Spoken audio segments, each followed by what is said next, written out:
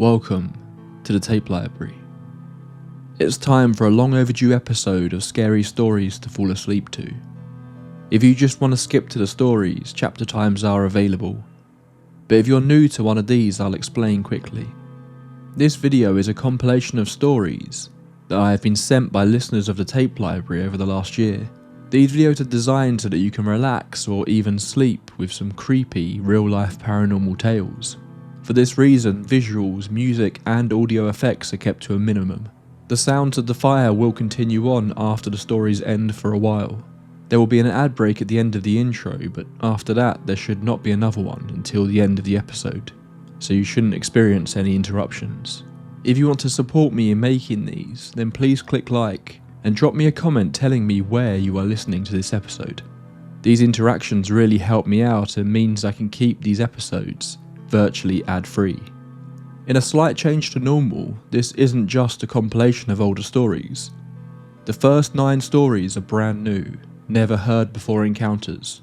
After that I will be sharing stories from my second channel, Night Drive Paranormal, so if you want more real life paranormal stories every month, be sure to check Night Drive out too. There'll be a link below. Remember, whatever you choose to believe, the people who submitted these stories all claim that their experiences really happened, and they do not know how to explain it.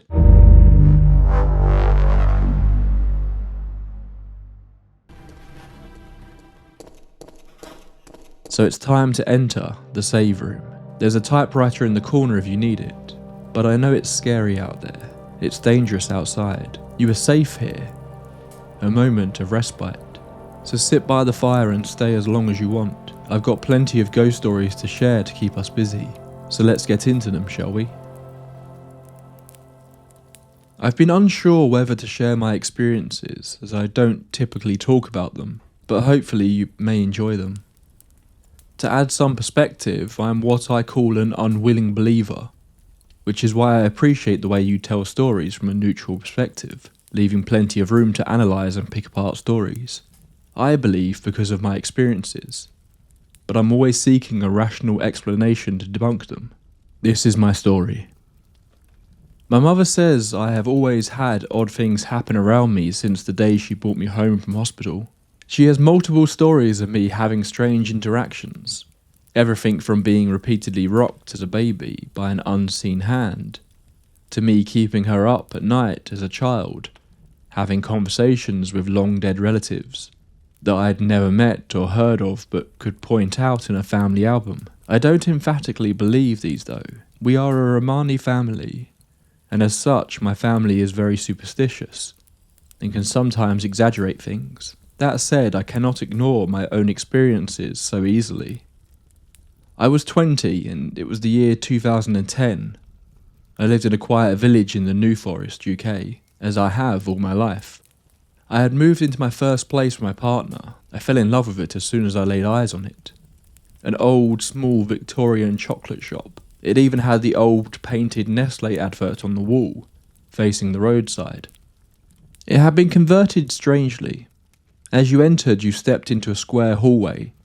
The bedroom, formerly the shop floor, was on the left, with the bathroom ahead. To the right were the stairs leading up to the living room and kitchen. The windows were all small, top-opening panes, barely wide enough to fit an arm through. It sounds like a random detail, but it becomes important later. We had a Flemish giant rabbit named Buddy, bigger than a beagle or a staffy-sized dog, and he knew it. I'd had him for about 5 years at that point, and he was my best friend. Since the place was small, his dog crate had to be kept in the hallway, next to the stairs at night. Almost immediately, Buddy began thrashing in his crate. He had never done this before. He bit the bars, yanking them hard enough to make them twang as they snapped back. He kicked violently, sending crashing sounds echoing through the hall. We assumed that the move had unsettled him. We gave him extra treats, hoping he'd adjust. He didn't. And if you've ever seen a horror film with an animal in it, you know this is the part where you think, why didn't they pay more attention to the pet? As the nights went on, Buddy's distress only worsened. He became inconsolable, until I gave in and let him sleep on the bed with us, The change was instant. He calmed down immediately and, to my surprise, was better behaved than I expected, sleeping soundly through the night. A few months passed. One night I was home alone. My partner worked at Game and was doing a midnight launch for the newest FIFA title. I couldn't sleep without him there, so Buddy and I sat upstairs watching TV. He chewed happily on his newest toy, and then it happened. It felt like someone had poured freezing water over me. A cold dread filled my entire body in an instant. Next to me, Buddy dropped his toy. His ears flattened, and he stared intently, side on, at the hallway with the stairs. The same hallway that had been his bedroom. I don't know how else to explain it, but a feeling of absolute hatred was radiating from the dark doorway. Even as I write this, my heart is pounding remembering it. I've never been so afraid in my life. It was palpable, like standing in a room with someone who despised you, and they're making no effort to hide it. Next to me, Buddy went berserk. He kicked and growled. If you've ever heard a rabbit growl, you know it's like a low electrical hum. He dashed around the room trying to hide from whatever he sensed. Meanwhile, I sat frozen, too scared to even blink, staring into the darkness of the hallway, feeling as though it was staring back. My rational brain told me I was imagining things, but another louder voice inside me was screaming that I was in danger. With immense effort, I forced my hand to move. I grabbed my phone and dialed my partner while keeping my eyes locked on the dark doorway. He answered, but when I opened my mouth, I could only sob. It sounds ridiculous, but until you experience that level of fear, you have no idea how paralyzing it is. My partner rushed home. As the hallway light flicked on and he ran upstairs, I realized I hadn't looked away from the door, not once. My eyes were dry and sore. I felt dazed. He found Buddy trembling behind the sofa and held me until I calmed down. I wish I could say it was just a moment of hysteria. It wasn't. A month later, my partner had convinced me I overreacted. He was rational and didn't believe in the paranormal. He insisted that nothing had happened, that I had let the rabbit freak me out. I was embarrassed about how I had acted that night, so I agreed. But the feeling never left. It followed me day and night. I never felt alone. I started catching glimpses of things in my peripheral vision. Then I'd feel crazy for scaring myself. One summer evening I was downstairs in the bath. Buddy sat beside the tub dozing. My partner was upstairs in the kitchen making dinner. I heard what sounded like a door closing. I ignored it. Our smoke alarm was sensitive, and my partner had a habit of cremating things. He probably shut the door to avoid setting it off. Then I heard him shouting, muffled at first. "I'm in the bath," I called back, assuming he needed something. The shouting continued. I sighed, stood up and wrapped myself in a towel. I padded into the hallway and yelled. I said I'm in the bath. Then I heard him clearly. "You're not funny. Open this fucking door." A sickening dread crawled through me. I ran upstairs. Buddy slunk into the bedroom as I passed. My partner's voice came from the kitchen. The kitchen door was shut. He was pounding on it from the inside. As I reached for the handle, it clicked open. He came barreling through, his entire weight against the door. At first he was furious, insisting I locked him in as a joke. But as I stood there, dripping, towel wrapped around me, he did the maths. His face paled. "The wind must have shut it," he muttered, before returning to dinner. That night the hatred returned. Buddy and I sat frozen on the sofa as it stepped out of the hallway. A heavy thud, then another. It was crossing the room towards us. I didn't act out of bravery. I acted out of blind panic. I snatched Buddy up in my arms, his massive bulk like carrying a child, and bolted downstairs. I didn't lock the door, I just ran all the way to my partner's work. I sobbed in his office until his shift ended. Days later, the final straw came. We left for a short walk. The house was locked. The windows, too small for a person, were shut. When we returned, something felt wrong, and then I noticed my houseplant was missing from the upstairs window. My partner said it must have fallen. We stepped inside. The hallway looked normal, and relief washed over me. Then I walked into the kitchen.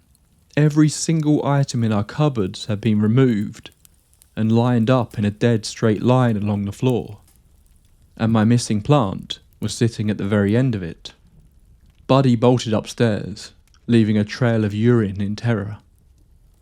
That was it. We packed and left. When we moved out, my mother, who knew none of this, was alone, vacuuming the living room. She called me, sobbing. She felt it. The landlord rented the house out 4 more times after us. No one ever lasted longer than their 6-month lease.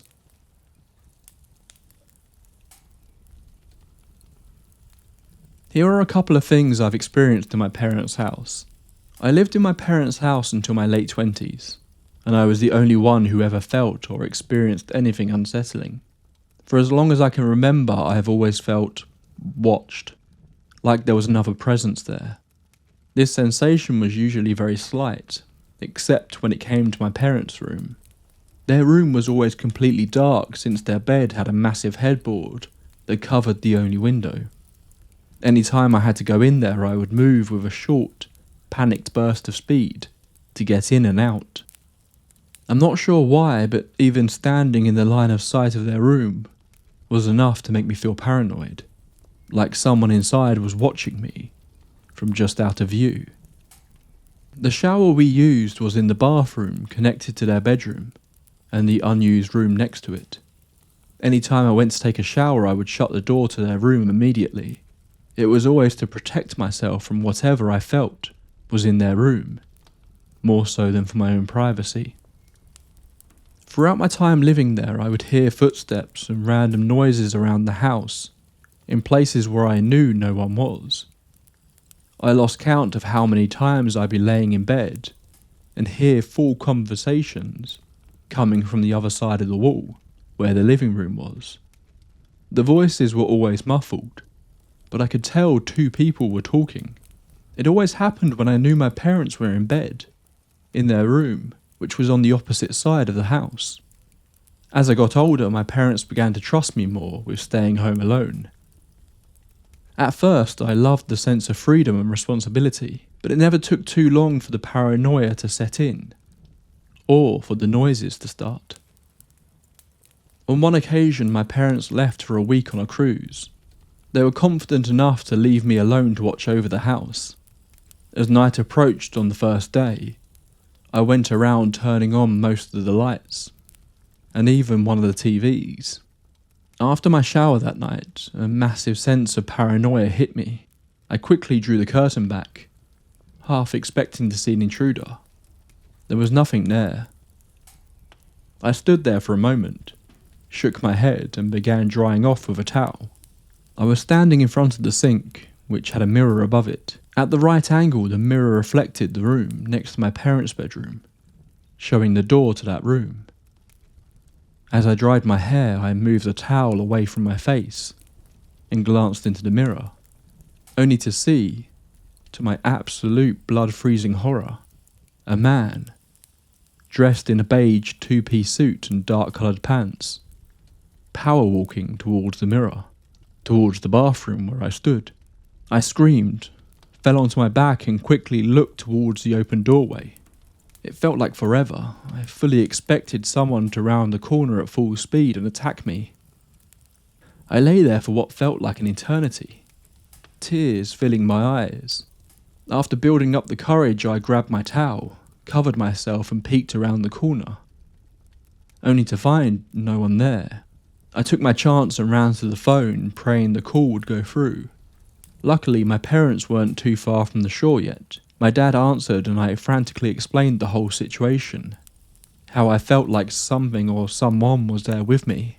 He assured me that this was impossible if I had locked up properly, and that if it wasn't a physical person, then there was nothing there. I accepted his words even though I didn't fully believe them. As I turned off the lights on my way to my bedroom, I locked my door and kept the lights on all night. I can still remember the man's outfit to this day, but what freaks me out the most is that he didn't have any facial features, just darkness where his face should have been. Now, any time I visit my parents' house, I still glance towards their bedroom and the room next to it, out of habit.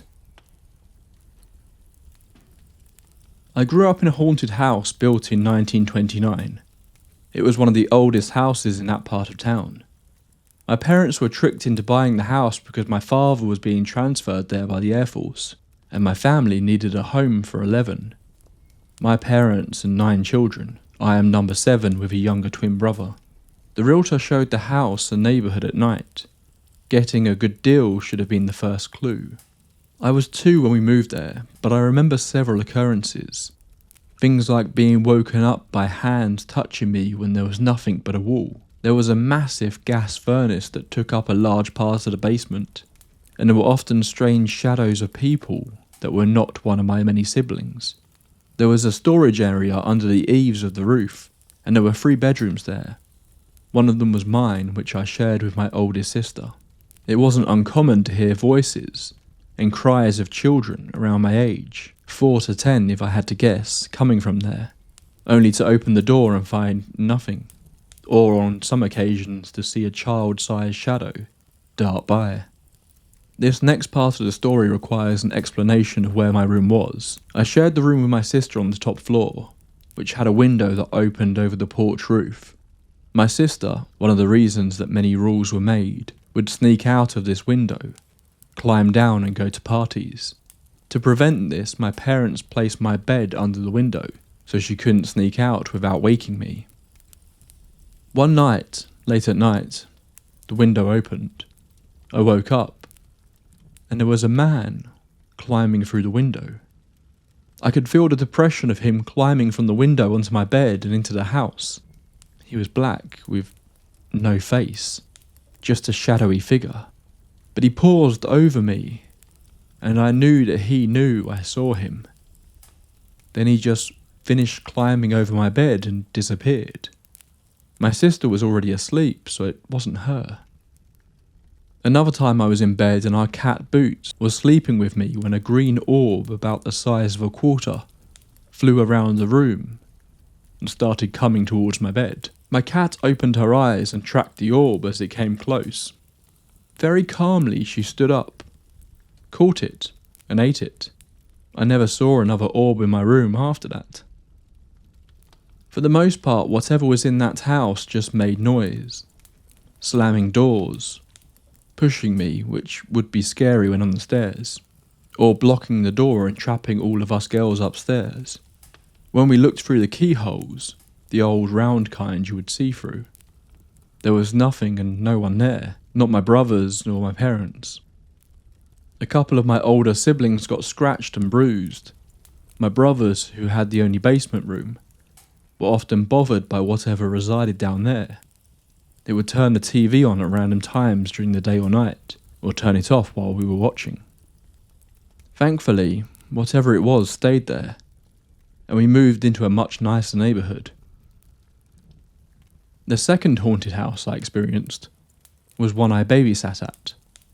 From ages 13 to 16 I had a regular babysitting gig that I shared with 2 of my sisters. The gig started with my sister Cara, who was 6 years older than me, and then went to my sister Kathy when Cara went to college.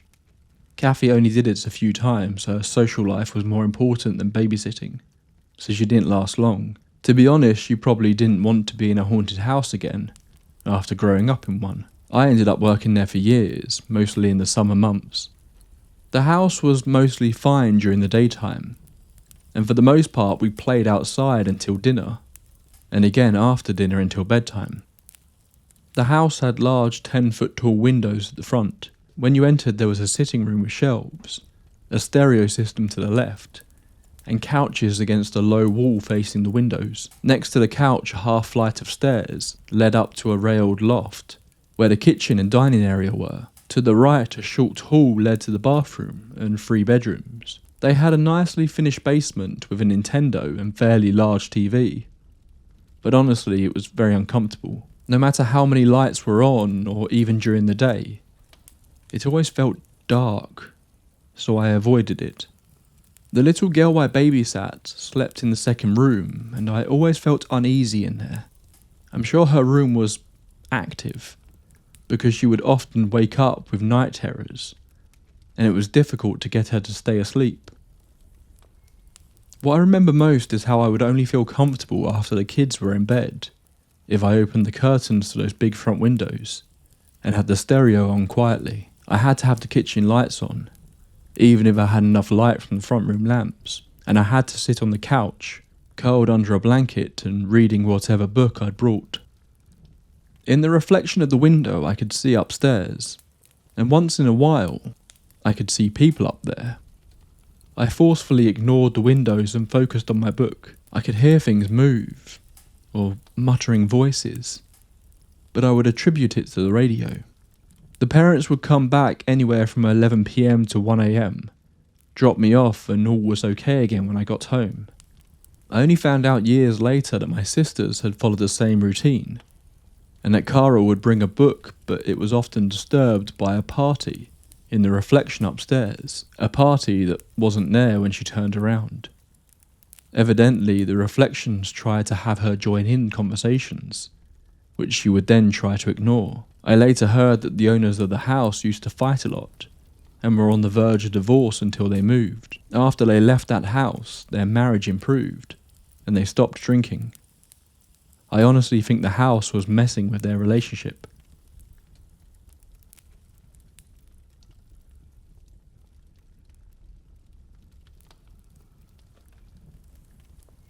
I have been interested in the supernatural and strange phenomena since I was in my early teens. The years passed and my interest has become more serious. For our 15th wedding anniversary, my wife and I decided that we wanted to do something special to celebrate the occasion. After looking around, we settled on staying at a haunted house in Gettysburg, Pennsylvania. This led to a couple of incidents that have left a lasting impact. I told a good friend of ours our plans, and as he was involved in ghost investigations, he lent me some of their usual kit, an EMF meter and a digital recorder. We stayed at the inn and went up to our room. The first thing that struck me as strange was that one wall of our room was decorated with small brightly coloured birdhouses, each one hung on a nail with a length of twine. The bed was comfy, and that evening my wife and I settled down to sleep. The following day we went out and toured the Gettysburg battlefield. We had a great day and enjoyed our time together. That evening we went on a walking ghost tour. It was very interesting and we learned a lot about the history and lore of the area. Towards the end of the evening we ended up in an area called the Hollow. The area was on the edge of the woods, and even though we were not far from town, it seemed to be in the middle of nowhere. We were told that this area had a bloody history, and an extensive history of haunts. We were told stories, and then asked to just look out into the woods, and let our eyes adjust to the darkness. I looked around a little, and eventually settled on looking back down the path, which we had just walked down. As I stood there, with my eyes getting used to the dark, I started seeing pitch black figures moving back and forth across the path. The movement was very reminiscent of how Gollum moved in the Lord of the Rings movies. As I watched, I saw approximately 4 to 5 figures moving back and forth across the path. At this time, I was working as a police officer, and my mind immediately went to the logical explanation. I thought that I was imagining it, or that it was just matrixing. As these thoughts were going through my mind, one of the other men in the group walked over to me and stood next to me, looking down the path. We did not speak at all. Out of nowhere, without taking his eyes off the path, he said, "Little black figures scurrying back and forth." In that instant, I knew it was not my imagination. After this experience, my wife and I went back to the inn and to our room. We both slept well after a long, active day. The following morning, we were laying in bed talking, when I jokingly said that I was not sure about taking a shower.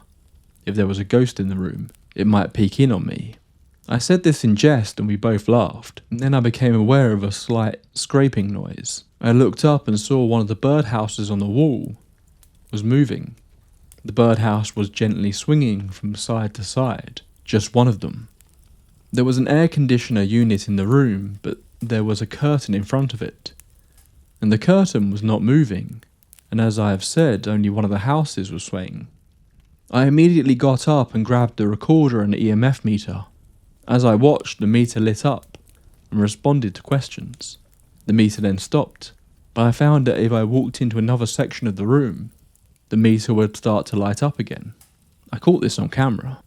As I asked more questions, it sincerely appeared that there was an energetic field moving around the room. I then grabbed the digital voice recorder and started asking questions to see if I could get an EVP.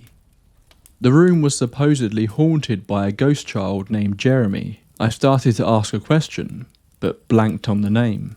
I turned to my wife and asked her if the ghost's name was Jeremy. My wife thought for a moment and then said yeah. On playback, you can hear me ask the question, and a second before my wife answers, you can hear a little voice say, yes. We stayed one more night and I did some more ghost tours. During one of them I was able to capture a sequence of pictures showing an orb moving down the side of the building we were staying in. We left the following morning.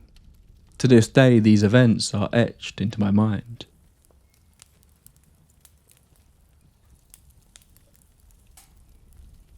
I grew up in an old convict-built place in Tasmania, Australia, and after living there from 1982 to 1995, I am in absolute no doubt whatsoever, ghosts in particular, exist, as well as good and evil entities. I was 8 years old when I moved into that old house. I'm 50 now, and I still clearly remember the day I walked into that place. There were 8 of us all together. Mum and Dad, me and 5 siblings. I was the second oldest, although my youngest brother wasn't even born at the time we moved in, and my second youngest was only a baby. The rest of us though, as young as we were, we knew that there was something in that place, and so did our parents. We knew it the moment we entered. You could just feel it. It was also the experiences in that house that made me a firm believer in the good and evil sides of the paranormal. The ghosts we first encountered in that house weren't hostile to us at all. In fact, to this day I firmly believe they were more curious about us than anything else. We were the first people to live in that house in 25 years, so it was run down when we first went there. My dad was a stonemason and builder, so he renovated it, and that's why I think they were curious about us. I know you often hear about ghosts throwing things, banging doors, playing peekaboo as they call it, and while I think this can happen at times, I get very skeptical of ghost videos showing this kind of stuff. There was none of that in this house. When the ghosts wanted to make themselves known, oh boy, did they. They simply appeared. And I'm not talking about fleeting glances of something in the corner of one's eye, although that did happen sometimes. I'm talking about full-bodied apparitions that just appeared from nowhere, right in front of a person. While they scared the bejesus out of us when they did this, again they were never hostile to us, and there even came a time when we got used to it, although it still gave us a heart attack when it happened so suddenly and with no warning. We even named them. The father was George, the mother Matilda, and the little girl of 8 we called Amelia. There are graves on this property belonging to those who first built the house, and it was never ascertained if the mortal bodies of those apparitions we saw in the house were in those graves, although we did find out a little girl of about 8 had lived there, but had fallen into one of the fireplaces. She had been burned badly in the accident and died, so we always assumed the little girl ghost we called Amelia was this child. Amelia we would see just skipping through rooms in a white dress, with a blue silk-like sash around the middle. Her long blonde hair loose. Other times we'd see her in a white nightgown. The woman we called Matilda only ever appeared in one place, by the kitchen door, and she'd be wearing a very old-fashioned green silk-like gown, her blonde hair always neatly up in one of those old 1800 styles. It was the father George who appeared most often though, and he appeared all throughout the house, but his favourite place to pop up was at the end of the long hall or in the big lounge room, which was originally the ballroom of the house. If I were to describe him, I'd say think George Washington, as this is what he looked like, and he was always wearing a black coat with tails, white shirts, black pants and his top hat. We had many skeptics come to our house and leave as full-blown believers after an encounter with George. Many of them refused to even return to that house, as while George wasn't hostile with us, there were certain people it appeared he didn't like visiting there, and he seemed to make a point of scaring the hell out of them, ensuring they'd never come back again. I could go on with all the things that happened there, mostly involving George, as there was a lot of them, but as to not let this go on forever, suffice to say this is where I became a firm believer in good and evil. There was one room in that house where George and his family never ever appeared, and it was one of the bedrooms, which unfortunately was the one my older sister and I shared. There was something else in that room, and I'm sure it came from hell itself. We called this entity Thing. Whatever Thing was, it was pure evil, and to this day I don't believe Thing was a ghost, at least not in the same sense as George and his family. We never saw Thing, and in all the years we were there it might sound strange to say, something we never saw was more terrifying than George and his family just appearing right there in front of us. But Thing truly was far more terrifying than George and his family ever was. Perhaps in part because they were never hostile to us. Thing was though. While we never saw Thing, we sure could feel it, and all we ever got from Thing was pure hatred and evil. Often at night my sister and I would be laying in bed, and the heavy breathing of a man would fill the room as if he'd been running. At times it was like the breathing was right over the top of us. We'd put our heads under the covers and pretend it wasn't happening, because we didn't know what else to do. None of us ever wanted to talk about Thing, as if by not doing so we could pretend it wasn't really in that room, even though we knew it was. Thing never left this room, by the way. It remained only in that one bedroom. My brother and some of his friends once used a Ouija board to try and find out what Thing truly was. They claimed they contacted the spirit of a convict nicknamed Rabbit, who was part of a crew who built the house. But Rabbit was hanged on the property for killing another convict during construction. My brother and his friends were young at the time, so whether this really happened or they simply made it up, I cannot say. But for years afterwards they insisted it really did happen. They did really have a Ouija board though, and when my religious mother found out she freaked and burned it. There's many incidents I could talk about with Thing, but this would just get too long if I did. The house, Glencoe, is still abandoned to this day. No one else lived in it after we left in 1995, after Dad's sudden death. With Dad gone, there was no one to maintain such a big old house, and getting others in to do the work was just too expensive, as the house was heritage listed, and here in Tasmania, there's all sorts of rules and regulations for such houses, and only certain tradespeople can work on them. The current owners of Glencoe are trying to renovate it, and turn it into a wedding and conference place. I often wonder if George and his family still wander its halls, and if Thing is still in that bedroom. I assume they are. That house was never really ours or anyone else's, I don't think. It was always theirs, and we were the guests passing through. I want to go back there one day. Even now my fascination with that place and what I saw there still calls me to return and find out more. And I still want to know what Thing is, although I'm not sure it would be a wise move to try and find out, because the only thing I know for sure is that it was incredibly evil and dangerous.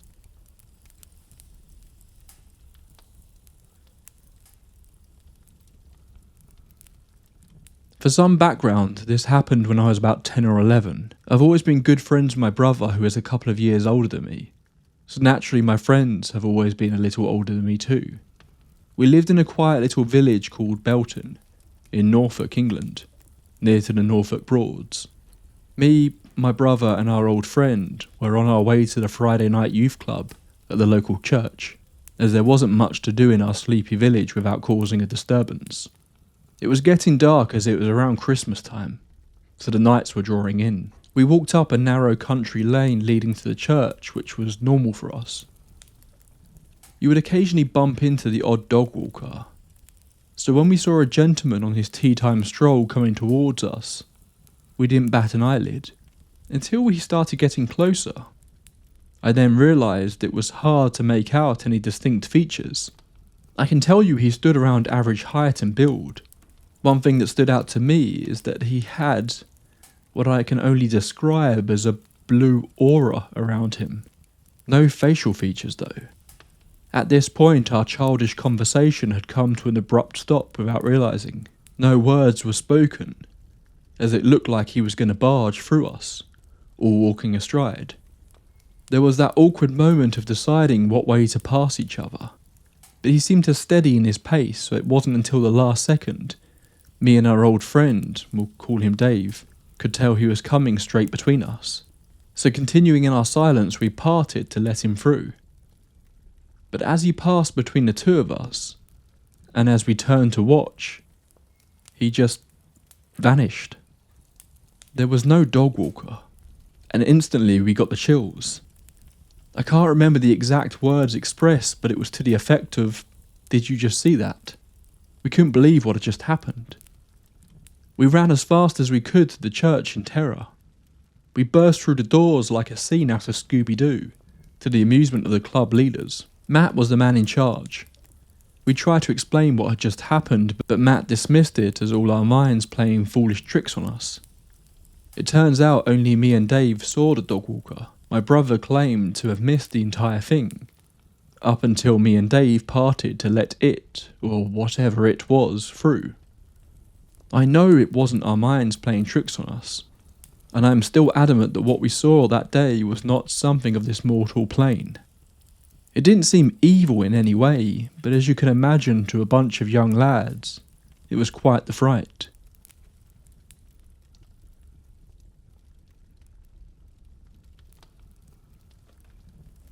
I am currently 29 and my whole life I have been a strong empath. I am sensitive to energies both from the living and sometimes the non-living. I know not everyone believes in that or understands it, and that's okay, you don't have to. And honestly, if you don't live your whole life feeling the energy in every room you walk into, I tip my hat to you. I wanted to share with you my story, the one that has followed me, and I have recently discovered doesn't just affect me. So whether you believe in the paranormal or not, here we go.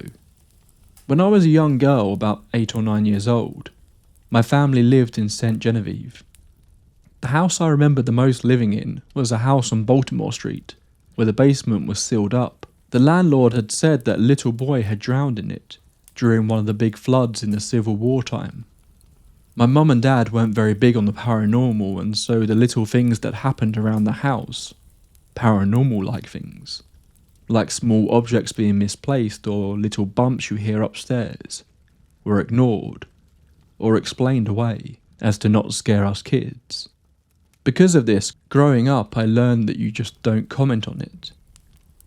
From the first night sleeping in that house I felt uneasy, but being a stubborn young child I chalked it up to me being babyish and just sucked it up. However, there were things that happened that I couldn't explain, like my door coming unlocked and opening in the middle of the night, or the very dark shadow figure that would walk across the room and stand at the bottom of my bed and leave scratch marks on my bedpost that I would later get blamed for by my mother. It would stand at the bottom of my bed, tapping and scratching the wooden railing, silently and unmoving, as if it was there just to make me terrified. I both feared and hated that dark shadow figure. There were nights it would come closer than the foot of my bed. I would hide under my blankets in a foolish attempt to hide from what I came to call the Shadow Man. And it wasn't just me who had seen him. One night I had a friend sleep over, and at some point in the dark of the night, we both woke up to my door being unlocked, and the tall shadow walking into my room. We both hid under the blankets until we eventually fell asleep again. After that night, she never slept over again. My little brother at the time was around 4, and he completely refused to sleep in his room. So me, being brave big sister, I told him I would sleep in his room, and if I could do it, he could too. Turns out Shadow Man didn't just visit my room. He would stand next to my little brother's bed too. I never encouraged him to sleep in his room again. And as time continued on, it was as though the Shadow Man just got a bit closer and closer. Soon we were both sleeping downstairs on the couch, much to our parents' annoyance. But then again, neither one made much of an attempt to make us sleep in our rooms. Eventually we moved away, and for the longest time I don't remember seeing Shadow Man. I had a few other encounters growing up that I might try to share, but that's for another time. Fast forward several years and I'm now a mother to a very intelligent little girl. She was born 2.5 months premature and is sensitive in ways that mirror my own. She is so incredibly strong and feisty and brave, and is now a thriving 3-year-old with boundless energy. She's my entire world, and unfortunately we have been going through a rough time in our lives. About 2 months ago, I was tucking her into bed and telling her good night. As I turned to turn her light off, she bolted upright in bed and said, "Mummy, he's back."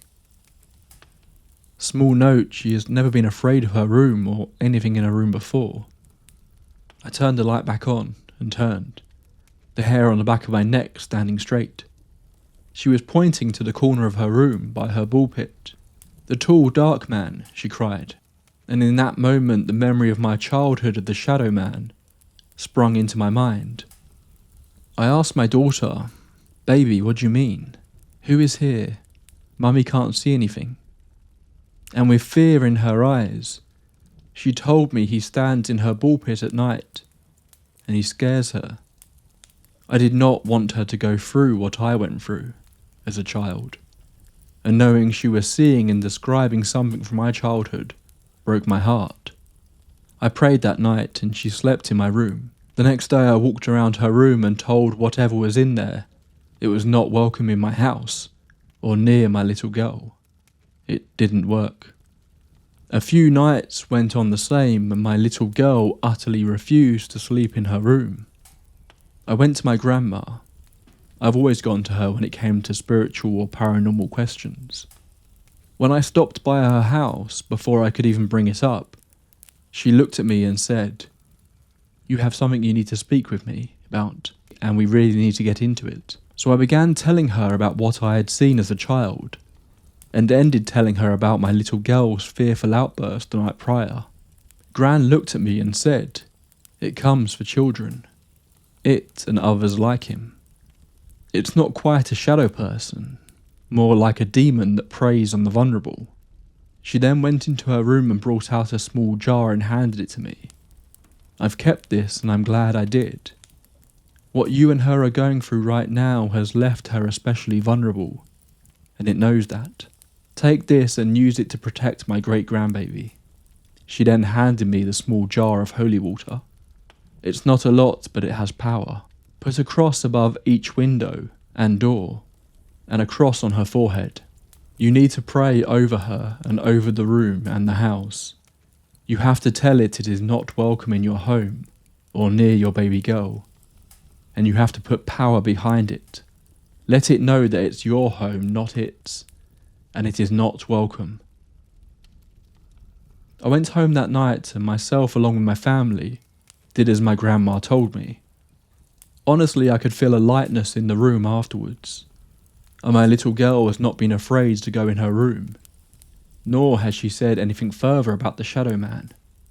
I keep praying he stays away. It was one thing to see and feel it as a kid, but as a mother, I'm just glad my little girl told me, and that my gran knew what to do. To any parents out there, please don't just dismiss when your little one says, something is there in the night. As my gran said, it comes for children.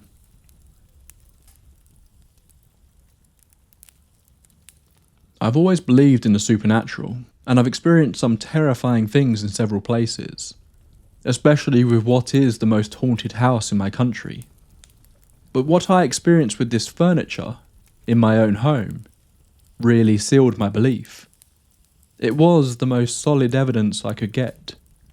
A few years ago I inherited furniture which one of my relatives got from a nearby 18th century wealthy house that is now in ruins. I knew the house had a history, but little did I know how bad it was. After years being stored in my shed, I decided to restore the furniture and display it in my house because not only was it beautiful, but it was a great piece of history and was also worth a lot of money. So I restored the furniture and placed it in one of the rooms in my house. I always had an eerie feeling in the room and I couldn't shake off the feeling I was being watched, but I just ignored it. The first night with the furniture in the room I was still awake and couldn't sleep when I clearly heard from the next room, where the furniture was, the sound of one of the antique vases I put on the sideboard falling to the ground. I scowled, thinking I must have left it near the edge and got up to clean it up. But when I got into the room, I was shocked to see that nothing had fallen. I went back to bed now, thinking that the furniture had brought a shadow of its past with it.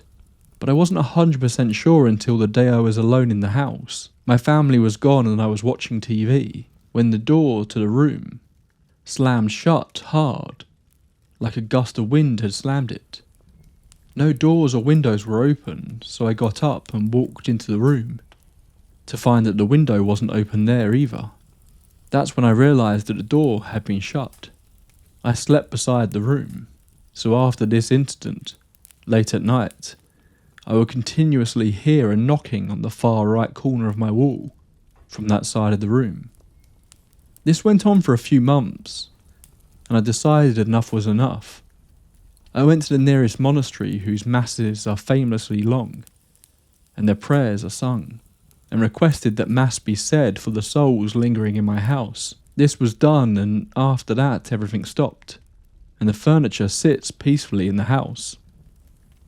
I later researched the house and discovered that in the 18th century, the owners were part of a cult. Furthermore, they took it upon themselves to hang a supposed thief off of a tree, with no proper trial, and it was a national scandal. Some locals have an old story that a maid was drowned in the house as well, and probably not by accident. Thankfully, now is all at rest in my house, but I wouldn't like to live in the wealthy house. Maybe it's better as a ruin.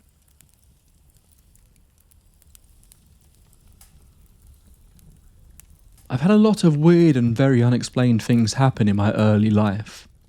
A lot of these are very short, one-off experiences that I won't muddy you with, unless you want to hear more. They are nothing if not at least interesting and had an impact on me through my life. I'm going to be upfront with you and let you know that around my later 20s, I came down with schizophrenia, and that has dramatically altered my life.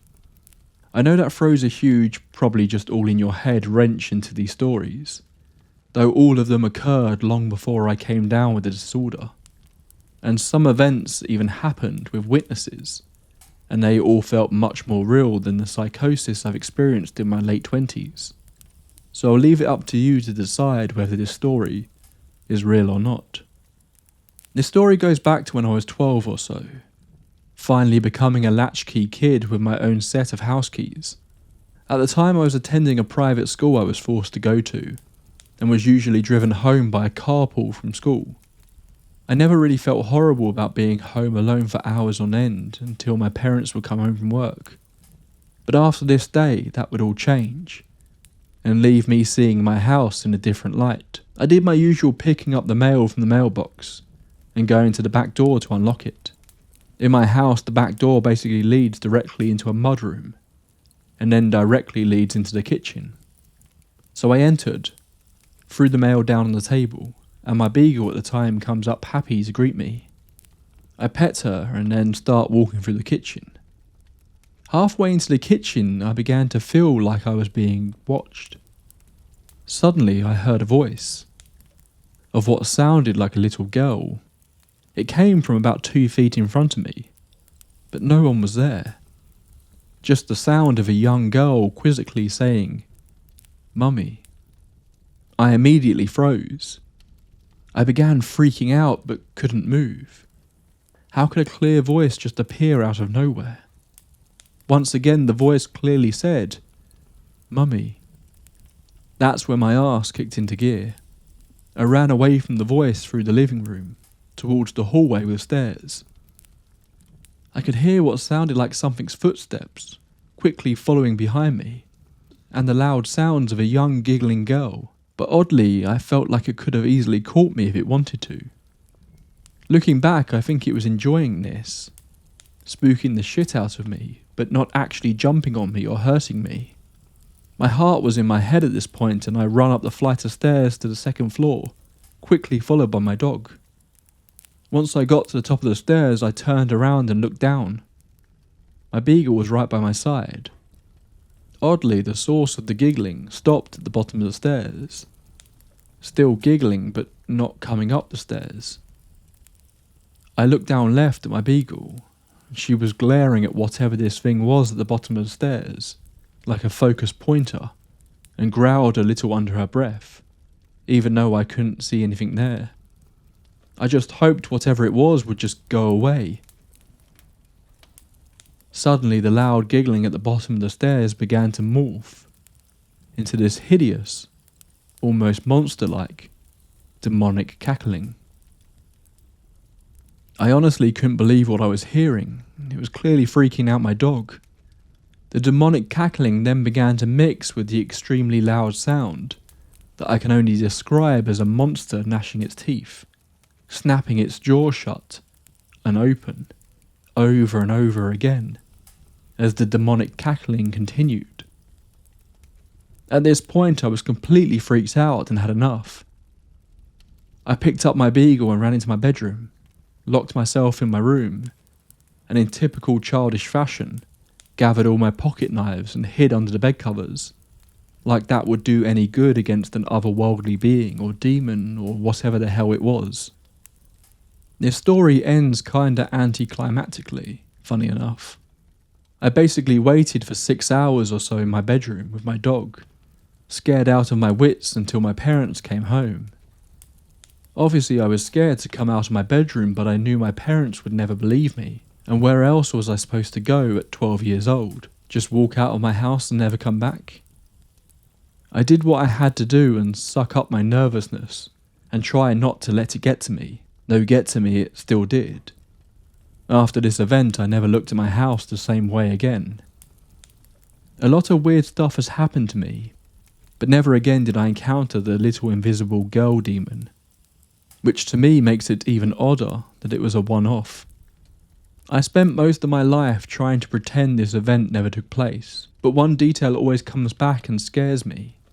If it was all in my head, then why did my beagle react like there was something really there?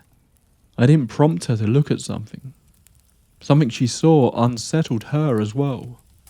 And to be frank, that gives me the heebie-jeebies.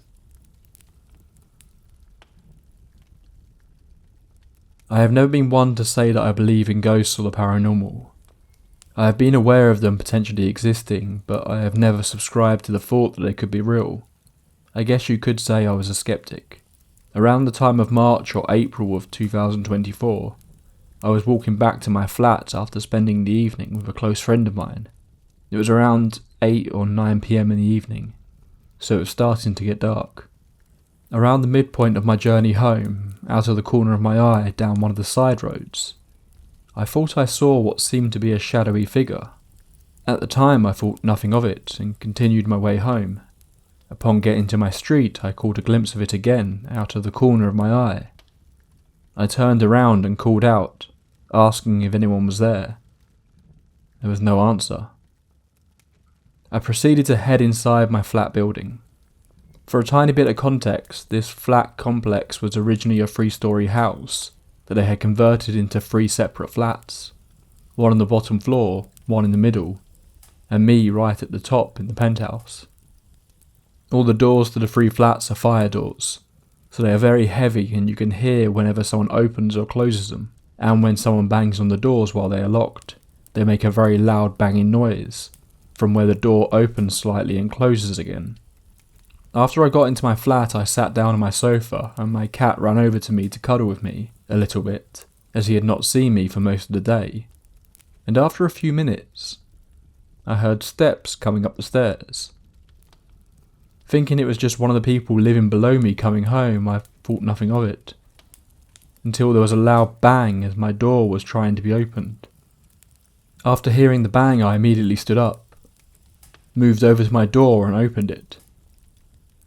There was nothing there, and if someone had done it for a prank, I would have heard them walking back down the stairs. But I also heard nothing. There was no evidence that someone had walked back down the stairs. There was no activity for the next 2 or 3 months until one early morning in June. I worked a night shift. My shifts start at 3 AM and finish at 11 AM. So I'm leaving for work at about 2:30 in the morning.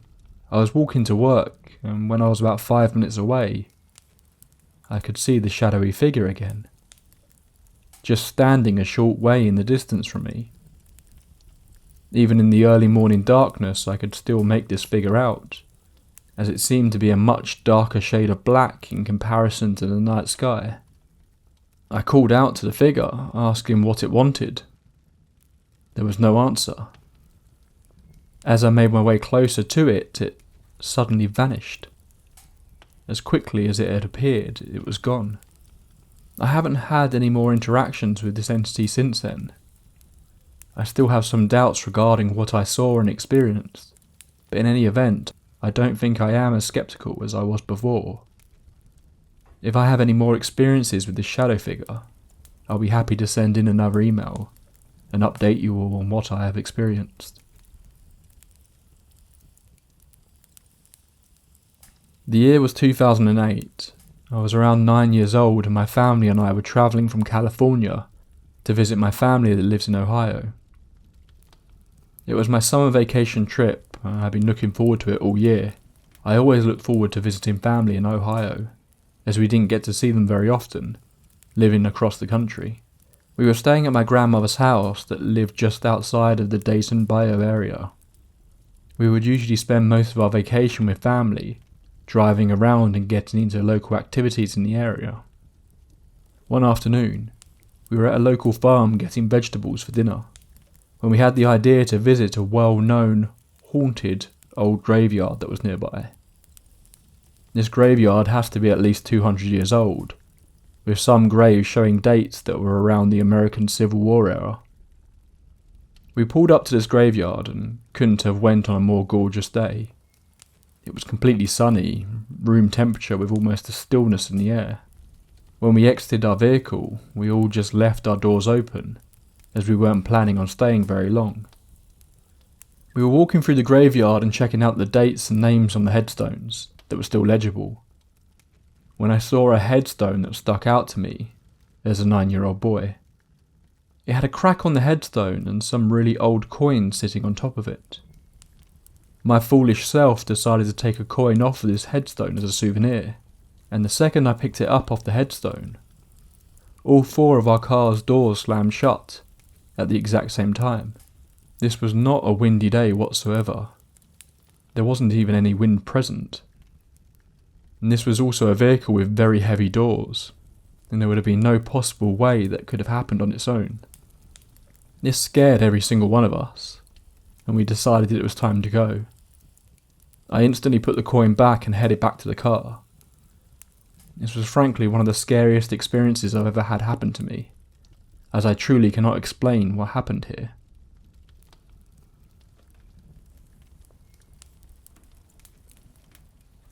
In early 2018, me and my partner and my mates that I worked at a bottle shop or liquor store, all moved into an old house behind an accounting building in Wodonga. The property had been split into two bits, with a 2-storey work accounting business up front and an old renovated house out the back. So after we got settled in and got all of our furniture in and everything set up, nothing really happened for a few months. The house was always a bit dark due to the fact it had a 2-storey building out the front and not many windows, but it was always unnaturally cold, like hotel room air conditioning cold, but the place didn't have any. And on top of that, we all got a strange feeling from the master bedroom in the back, which my housemate took, so he could have his own bathroom and not get annoyed by me and my partner's couple stuff. But when you were alone in the house, it felt like you got a feeling of being watched. First thing to really happen was noises at night. We would hear little scuffles in the roof or doors opening, and when we would go to check the doors, they all would be in the same way we had left them. The worst part of the random sounds was that you would hear the rattling of doorknobs. Not like horror movie twisting them, trying to get the door open. More like a wrong key trying to unlock the house quietly. You could say it's someone trying to break in, but we had cameras, and when we would check them, no one was on video. One of the bigger events to happen would be when my partner was home alone at the time. It was a Saturday night and me and my housemate wanted to go clubbing at Paddy's in Albury, which is one of 4 clubs in the area and only 7 kilometres away from Wodonga. My partner couldn't come with us due to the age to get in is 18, and she was a few months off, so she stayed home and watched videos in bed. Now this part is a bit patchy due to it being such a long time ago, and I was a few beers deep. But when we were having a good time chilling out at the club, my phone started blowing up with texts. My partner was terrified. She said someone was in the house and they were looking through our stuff. She told me she could hear drawers in the kitchen being opened, taps running, stuff being thrown around. But most of the commotion was coming from my office that was in between our room and my housemate's room. Thank God that my housemate was the designated driver, and we left as fast as we could. Now to get home we had about 10 minutes of highway driving to do. I can't say the speed at which my housemate was driving, but I can tell you that I never knew a VE Commodore could get to that speed. When we arrived home we went straight into fight mode, but once we got to the door it was locked, like the way we left it. I went straight to my bedroom to find my terrified partner hidden under the covers, whilst my housemate looked around to see if anyone was there. We found nothing. Well, almost nothing. We told my partner that everything was okay and in place, and we weren't sure what she had heard. She said she wasn't lying and that she did hear it, and we believed her, especially when we found what was in my office. But that would have scared her to the point of not living with us.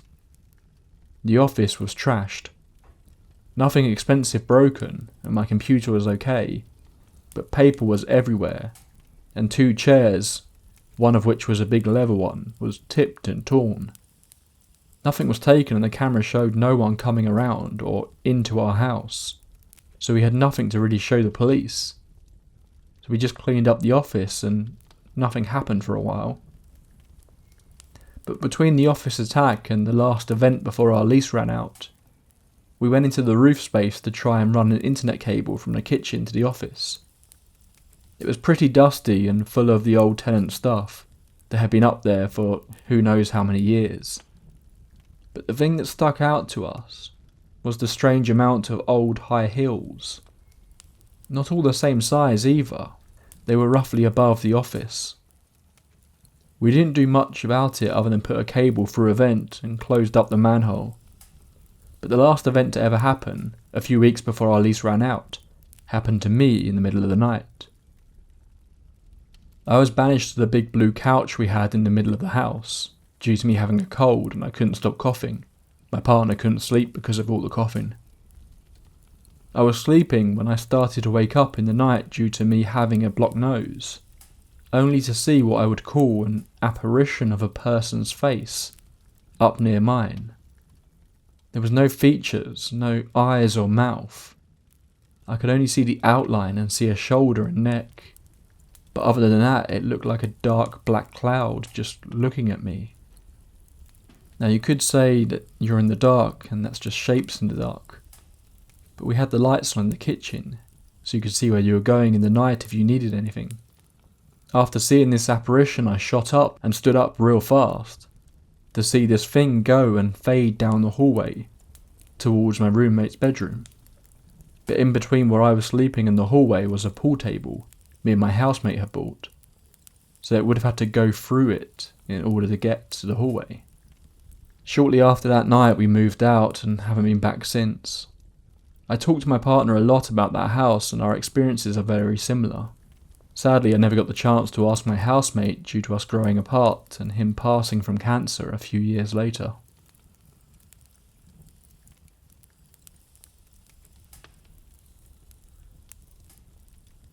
It's impossible for me to prove any of this. I don't have any documented recordings or photographs to share or showcase, but what I've got is a claim. My story is true. Or at least, I believe it to be so. I'm completely honest at that. And while that used to once upon a time scare me, now I rather find solace in this fact. For if my story is true, then there is more to this world than we know. But I digress. I was a very happy child who grew up to be a happy boy. My toils were mostly related to my family being unable to understand my interests or aspirations. But I could live with that. As said interests and aspirations brought me immense joy nonetheless. Then I hit puberty and started being severely interested in girls. As you can imagine, that complicated things for quite a bit. Now, I've never spent time for a lady that I'd label as wasted. In fact, all of my antics have taught me invaluable lessons, which I am grateful for to this day. But the first time, which I dare to say I truly fell in love, was very dramatic indeed. I found her astounding, and what was most curious was that it happened kind of unexpectedly. One day she was just another girl, and the next, the most precious creature I had ever laid eyes on. It didn't matter how she looked or how she behaved, I saw her differently. And with that, hopefully, I've illustrated the hopeless romantic that I had become. I was prepared to risk everything and anything just to be with her for a single day. Of course, she did not return my feelings, but we were still very close, her and I. We'd spend our days together, almost dancing on the verge of that what if, which kept giving me hope time and again. Until one day she broke my heart completely by becoming an item with none other than my best friend at the time. Oddly enough, that only bound me stronger to her, and of him I would see nor hear no more. As many a fragile teenage mind before me, I took to keeping myself busy during that apocalypse. And I can't tell you why, but I then developed a rapid and intense interest in the occult. Maybe it was my love of horror and urban legends, or the fact that I had grown up with books of myths and fables. No point in pondering. Rituals, spells, candles and incantations had become my closest friends. Time went on, they broke up, but regardless of that, I was still not her first choice. Moreover, she was moving away, and that devastated me, at a point where I honestly believed I could not hurt more. But a broken yet knowledgeable mind is always inclined to spring to action, rather than sulk in its own misery. I devoted quite a lot of my time to studying regional rituals and customs, you see, and by regional I mean Eastern European. We're a fascinating culture in that regard, a mixture of pagan and Christian, of exotic and expected, and one of the most curious figures in our lore was the devil. By that I don't mean Satan or Lucifer, I mean a being which is equally as cunning, but also not entirely vile. Just as dangerous, mind you, and certainly not a good subject for a young boy's first rituals. None the wiser, I was about to use a generalised word to open a door to somewhere, so that something could come in. But so what? It was all just child play, dragons and sorceries, as in the books I love to read. Then came a night where I decided to be bold and go through with the ritual in question. It was rather simple. Light some candles, say some words, and have a piece of red string and a stone on hand. The stone would host the devil's soul, and the red string would be symbolic of its tail. As long as I possessed it, it would do as it was told. If I were to lose either, however, it would be free to wreck my life as it saw fit. A fair trade if I ever bore witness to one. So how would I stay vigilant upon these items at all times? Simple. I was to hide the stone amongst my books, as I only delved deep in their dust. And of the string, an even better fairy-tale fueled solution. I would keep the foot of my bed on top of the string, so that it would not ever move. And to be clear, my bed is sat in my own room and I have no pets or siblings. That is what I then called a genius-level foolproof plan.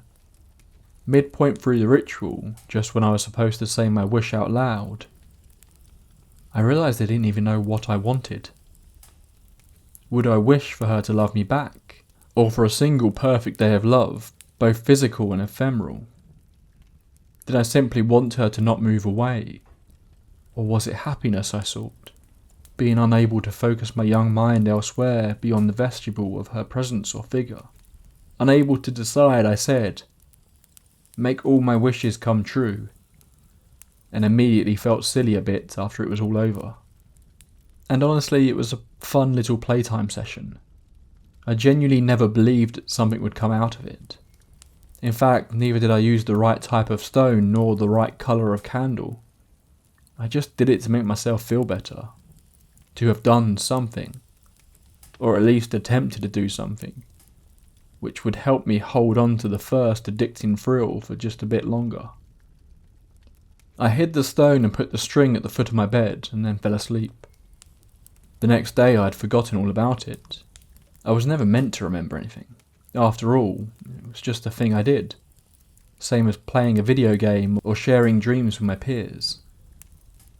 Then, she called me on my cell phone. Now mind you, this was back in 2008, where cell phones were not so smart and had cameras that produced images barely capable of being called photos. And also, she had never called me in the past. Not once. Not just because calls were expensive back then, but because, well, she never really wanted to. Furthermore, she asked to see me. We went out for the first time ever, just the two of us, and we had a wonderful day. Yet my mind could not fall back to the ritual. This was just a happy coincidence, right? Well, that instant turned into a stream of luck. I don't want to get into the details, but that period of my life is painted with the shades of the golden hour itself. But as all of you undoubtedly know, soon after the sunset, darkness settles in. And one day it hit me. It had to be my ritual. There was no other reasonable explanation. Too many good things were happening, one right after the other. It felt surreal and improbable, so I just self-proclaimed myself a master demonologist, and allowed my spirit to enjoy this graceful period. Then, one day I came home to discover my room was different. It turns out that my grandmother had decided that the place was filthy, and had therefore intervened as she saw fit. The stone displaced, the string removed. Chills went down my spine. I instantly went online to seek solutions to my situation. Keep in mind, even if the net was just as wide back then, to me it was just a few months after I'd gotten internet access to begin with. The only seemingly solid bit of advice I got was this: toss the stone at a sunlit area, and make sure the sunlight covers it for as long as possible. After that's done, throw it in a church courtyard and forget about it. So I did, but it was already too late. She moved away anyway, but I had other issues to keep me entertained. First, I started having nightmares. Then my best friend betrayed me. We were practically close since we were children, and I had saved him from trouble numerous times. Yet suddenly all of that was forgotten, and he was incredibly aggressive against me. Luckily we are still close, but if I ask him today about that period, he cannot recall any reason for his behaviour. Soon after, I lost my great-grandmother. As if that were not enough, I lost my other great-grandmother merely months after. Legal complications ensued over our property, and I was forced to move out. leaving all that I knew behind me. My friends, my area, and everything that I loved. My first room, the only one that I've ever felt at home in. All of my memories, seemingly everything that I had ever cherished. It's still difficult for me to talk about that to this day. So much that I regret the outcome. I knew what was up. I didn't have the tail. And that was the issue. We moved into a building that was practically still under construction. Not just the lights, but the electricity grid in general was going berserk on a daily basis. I had to go down in the dingy dark basement and reset the breakers by hand multiple times per day, and sometimes at night. While we stayed there, I broke my legs with my own hand twice, while trying to put my shoes on. It's okay, feel free to get a bit of a laugh out of that. But it did happen. What hurt me the most, however, was that I was alone. Most of my friends seemingly forgot about my existence. Almost nobody came to see me, which made me feel terribly lonesome. Now, I am grateful for the few that stuck with me, because without them I could not possibly imagine how I would have managed. Then there was the presence. No shadow figures to speak of. No voices or laughter to describe. Just this oppressive feeling. It manifested itself when it was dark, especially after the electricity had gone out and I had only my flashlight to rely on. Saying that now, I recall that back then I had made a habit of having multiple flashlights on me or near me at all times. In my backpack, on my nightstand, and even in the bathroom. When it was dark, it felt like there was something beside me, mere centimetres away from my face. I felt like I was about to experience a real-life jump scare at any moment. Now? Or now? Maybe now.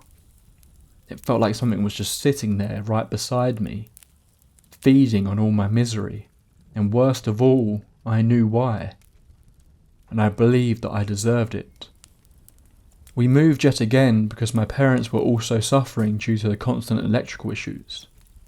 For a bit, everything felt normal after we moved into our new place, but then it came back with full force, stronger than ever. I started waking up to visions, or were they reality? I would get startled awake, barely able to catch my breath, with this urgent feeling in my chest. I would open my eyes and look around only to see the entire room covered in strange black symbols that I could not understand. But I felt as though they were there to mock me. At first it scared me deeply. Then I simply got used to it. For what else could I do? While all of this time was going on, I kept buying new books and researching online. But I couldn't find any sort of solution to my problem, which I was willing to go through with. So I just suffered. It had gotten to the point where I would wake up, see the symbols, and then just turn my back and force myself to fall asleep. But then the thing got more creative. There were numerous instances where elements of the following would happen, but this one story I would like to share was its magnum opus. To this day I remember it fondly because I almost felt proud of all the effort this thing had put into making me feel even more afraid. I spent the majority of that day reading one of my favourite books for the first time. But after dusk settled and evolved to darkness, I started hearing footsteps under my window. I thought it must be some animal until they intensified to an extent where I couldn't take it any longer. I was still a teenager, but a rather brave one, closer to an adult than a child at that point. So I got up, went outside with a flashlight, and there was nobody and nothing there. I got back inside, believing that I chased whatever it was away, only to hear them again, drawing closer to my window. Whatever, I told myself, continuing to read until I fell asleep. I was woken up at about 4 in the morning. The reason for that was the sound of my room's door opening. The handle was a bit loose, so it wasn't uncommon for it to open up on its own when the wind was strong, or when there was some sort of strong vibration in the estate. I had my back turned to the door, so I just stood there for a moment. I sighed, realising that I would have to get up to close it. And then I heard the door getting closed again. I froze. Then came the footsteps, no longer outside my window, but within my room. I felt their direction from the door towards me. I moved my body just a bit to rule out sleep paralysis, but I was able to move freely. Damnation. The footsteps stopped at my desk, which was inches away from my bed and my head.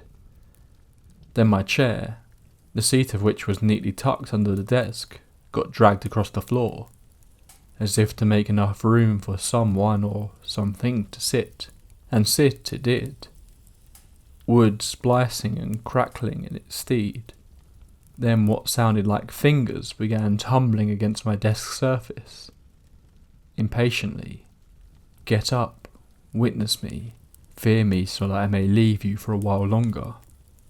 This is your doing, so suffer me," is what I interpreted all of that as. I felt like I was about to faint. So scared was I. As if hours had passed by and I could still hear those fingers going at it.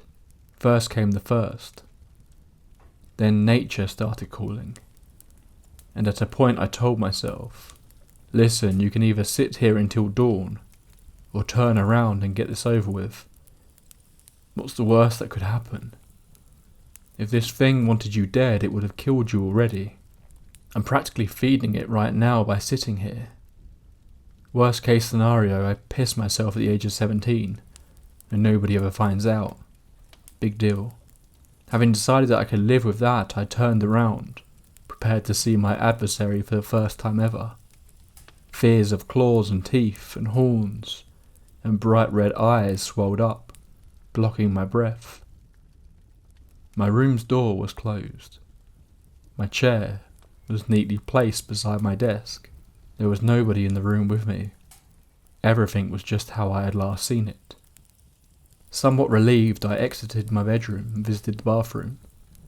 I did my deeds and drank my fill, after which I splashed my face a couple of times. And then I looked at myself in the mirror. I looked so tired of all of this. But something didn't seem right. Was it my face? No.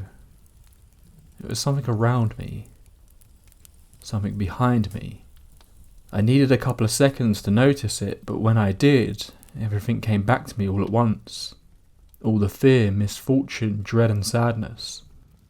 Behind me, on the bathroom tiles, there was a splash of blood. I turned around and examined it. It was blood indeed. Red. Deep. I had no younger siblings, and nobody had access to my house. So this being a prank was out of question.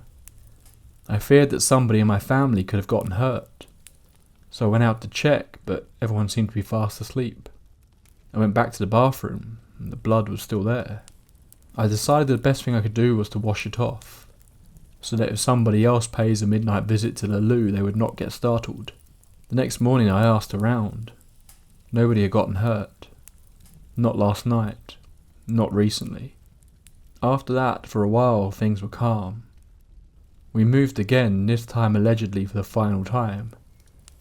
That would turn out to be untrue, but either way, the dread kept creeping up on me from time to time. But I insisted on finding myself more pleasurable activities to partake in, due to which I was able to ignore it more easily. Then came one fateful night. I had not had that vision with the symbols for a longer time than usual. Throughout that same day I had become really tired, as I was engaged in multiple different types of shenanigans.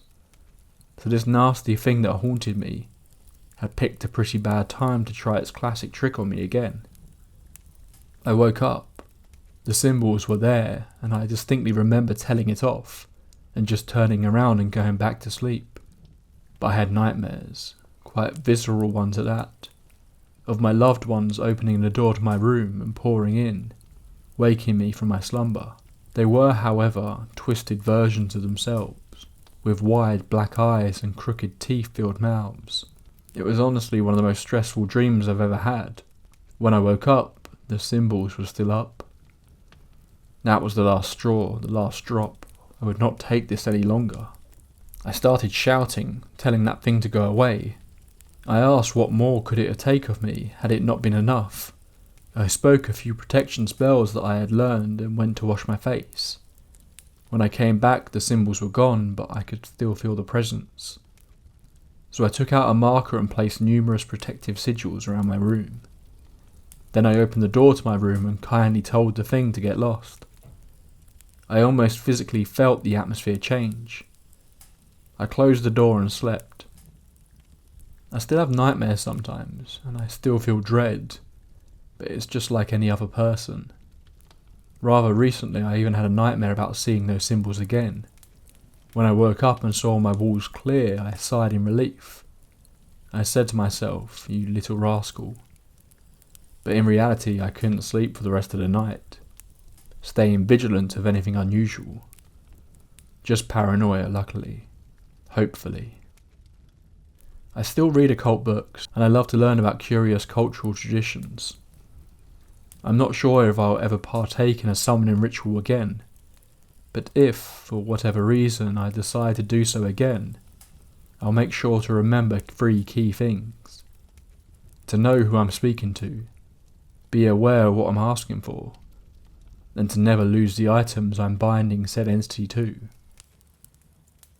You may find this odd, but in an unexpected and unusual twist for a story of this horrific manner, I'm actually happy to have lived through the ordeal, because life can get very boring, and knowing that it could just abruptly end in a finite fashion is very depressing.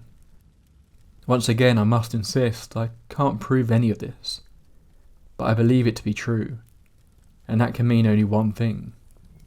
There's more to life and everything beyond it that we could ever dream to know of, and if that doesn't help you sleep better, I don't know what could.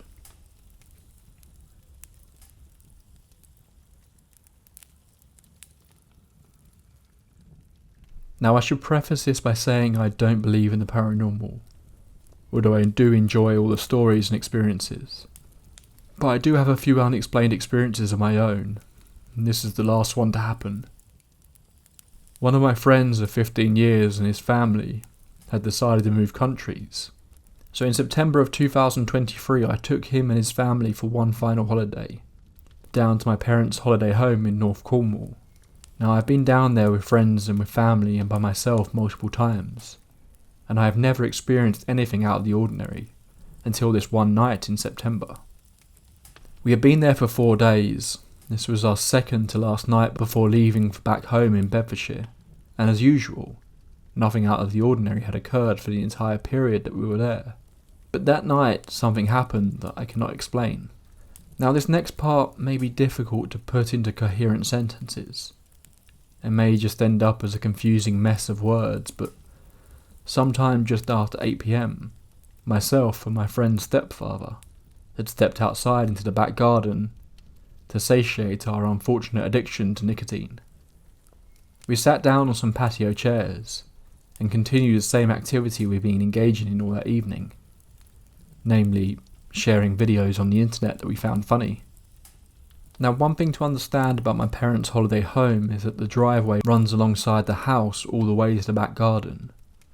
The only other feature of note is an 8-foot wall that runs from the house and partially separates the driveway from the garden. I was sitting in a chair facing my friend's stepdad, the wall and the opening to the driveway when it happened.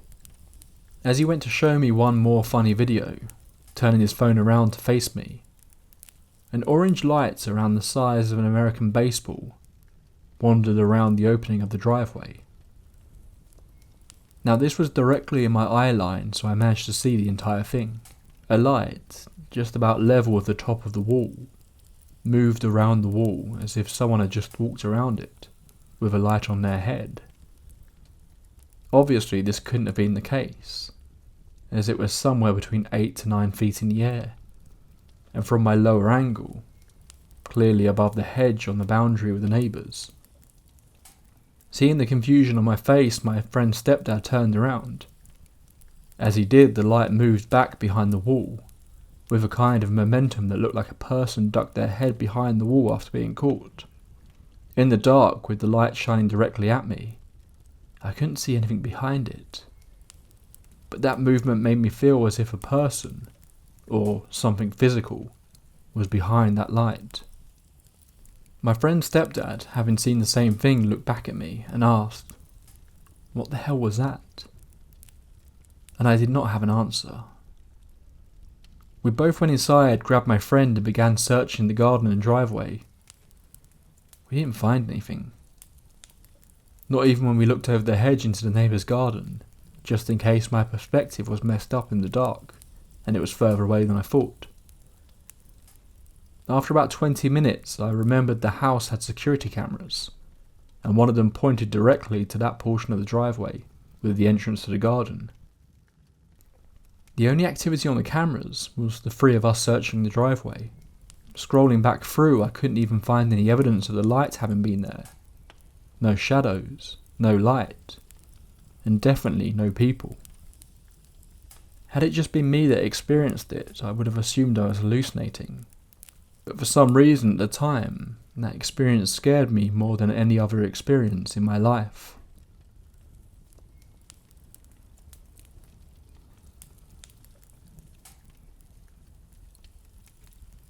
Growing up, I was very close to my papa. His name was John. John and I spent a lot of time together. We did everything together. Growing up, I didn't have a dad, so he stepped into that role. In 2014, I was in my second year of high school. John started to act differently.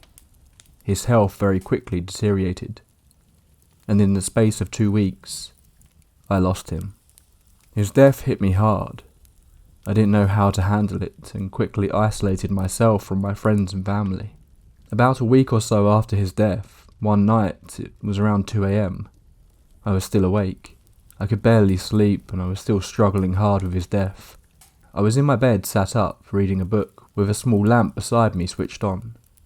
Now this lamp was one of those lamps that has a plastic tube shape, with the bulb inside it, with no way of getting it unless you unscrewed the bottom. The light started to flicker, but not in a subtle flicker. It was a violent flicker. I jumped and stared at it for a moment. Then, I don't know how this was possible, but the light became very bright. Brighter than it ever was, and this lamp's brightness couldn't be adjusted. I got frightened, but I wasn't prepared to sleep just yet. I turned away from the lamp, facing the bedroom wall. And when I looked at the wall, I saw a shadow. At first I assumed it was a shadow of myself, but then I looked at where it was on the wall. It was too big of a shadow to be mine. The shadow had no shape, just some sort of weird blob. I don't know why, but I felt like I had to keep looking at it. I couldn't take my eyes off it. The shadow then started to shift in shape, and before my eyes, I saw a silhouette of my papa. The shadow was facing sideways, if that makes sense. The head shape, the nose, and the body structure fit John perfectly. The shadow started moving towards me on the wall. I looked towards where whatever would be casting the shadow should have been, but there was nothing. Before the shadow reached me on the wall, I hid under my duvet in sheer panic. I waited a few minutes under my duvet, wondering if grief had grabbed hold of me and was now messing with me. But then I heard this smashing noise, like glass. My lamp went out completely. I never came out from underneath my duvet. I ended up falling asleep under there. The next morning I woke up and my room was eerily cold. I got out of bed and looked around my room, thinking back to last night and what I saw. I put it to my mind just playing tricks on me. I went downstairs to speak to my mum, and she asked how I slept.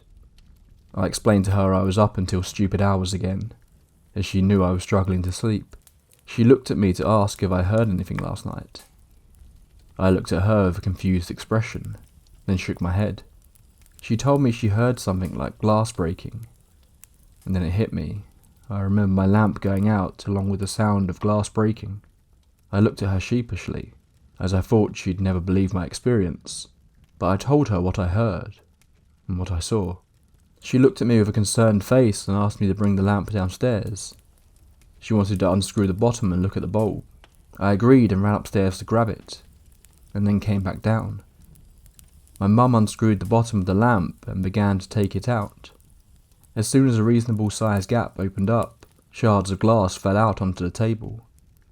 My heart fell out of my arse, and my mind was going a million miles a minute, trying to figure out what the fuck just happened. I didn't sleep in my room that night. I grabbed my sleeping bag and slept on my mum's bedroom floor. I guess I thought I'd feel safe in there, but I was wrong. The following night I was tossing and turning trying to sleep. My mum was already asleep, so I didn't have the luxury of staying up. I didn't want to wake her. As I stared at the ceiling, I heard a voice. All right, Talia la Belle? That was how John greeted me. Talia la Belle was a nickname he'd called me. I shot up and looked around the room, and there was just silence. I told myself that I was losing it, and there was no way that was real. I tried to calm down and eventually fell asleep. Over the next few months, weird things were happening around the house. Lights were turning on and off by themselves. The TV would occasionally turn on by itself, and my cat would randomly puff up and hiss at nothing. It was becoming too much, and I didn't know what to do or think. I just knew it wasn't normal. I don't know how to explain it really, but one day everything just stopped.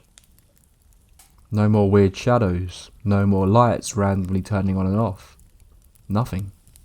The day after everything stopped, I was told by a family member that my gran had gone and spread my Papa John's ashes without telling most of my family, without telling me.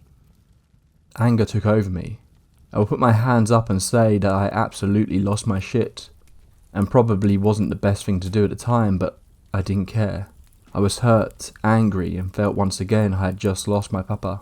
That night I went to bed angry and fell asleep, and this is where the dream started. I was sitting at the dinner table in my own house. There is no light and no one else is around. I heard the chair beside me move, and someone sat beside me. It was him. It was John. He looked at me and said, all right, Talia la Belle?" My eyes filled up with tears, and I gave John the biggest hug I could. "Now listen, I know you're upset, but I need you to be strong for me. You know that, right?" he said to me. I looked at him and nodded, and as soon as he had appeared, he got up from the chair and vanished. I woke up with tears rolling down my face, but I wasn't sad. I felt at ease. I felt content. Since that night I have had occasional dreams that involve John visiting me and talking to me. I am aware this could be my subconscious making these things up in my head, but honestly I don't think it is. I think it's John visiting me. Whenever we talked, he'd always ask me how the family were, how my gran was. I think the most memorable dream I had was when I was in a strange log cabin, and there was an old ham radio, and John's voice came through.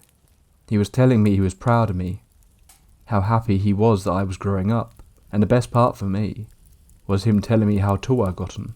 The women in my family are all quite short, but somehow genetics helped me tower them all. I often think back to that first night with the shadow, and to this day I am still on the fence on whether this was all reality, or if my mind was playing a huge series of tricks on me.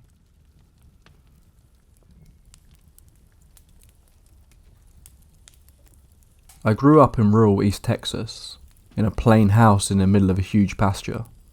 We didn't really have neighbours, and both the land we lived on and the cows we cared for were both passed down through my family's generations. Over the years I've had several odd experiences in that house. The first I can remember was constantly waking up with the sheets on my bed being pulled off to one side. At the time I was sleeping on the bottom bunk of a 2-bunk bed, the top bunk being vacant.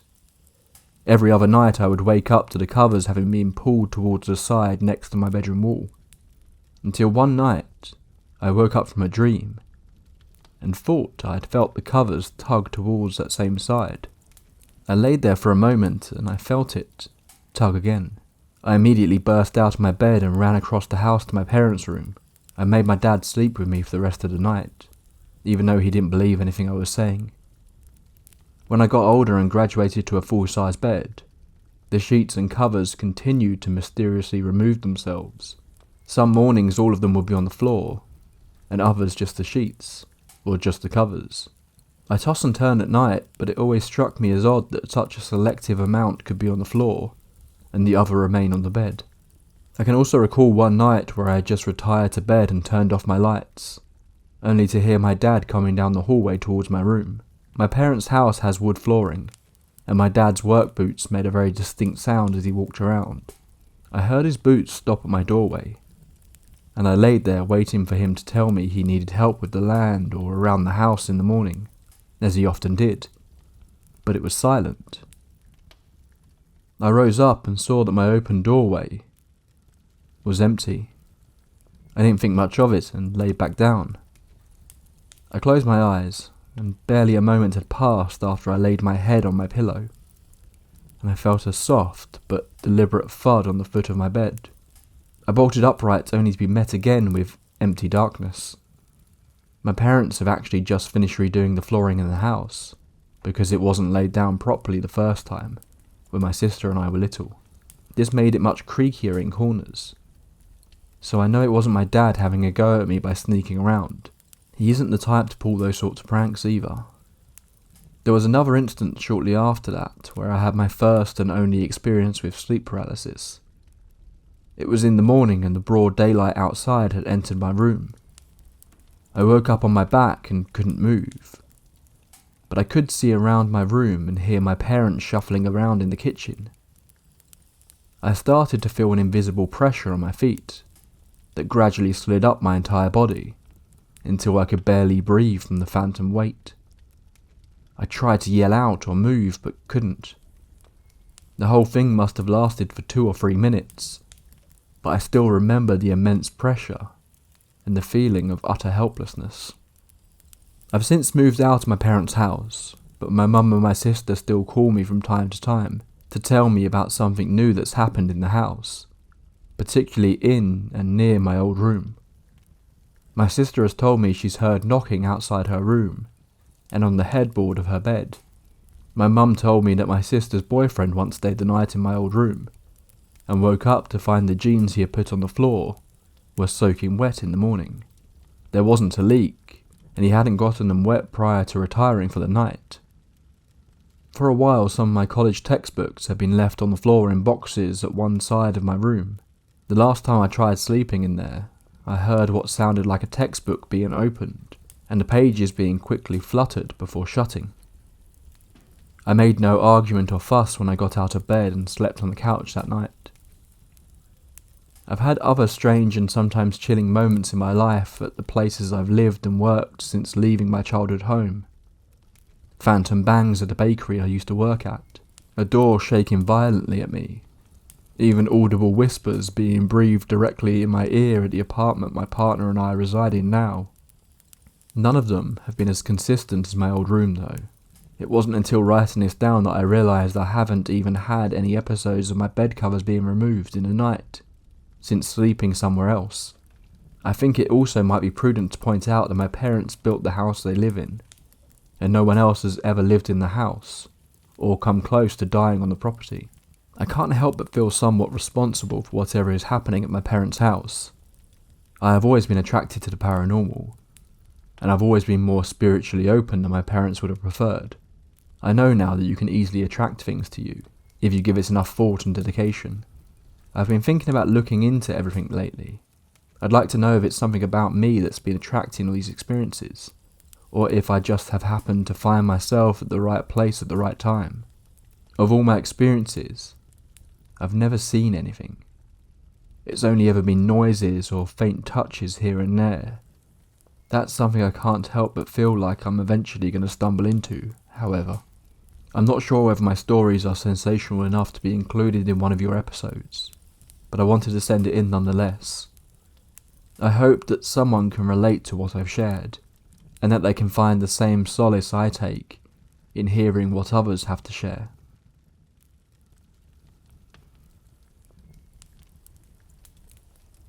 My interest in the paranormal was instilled at a young age.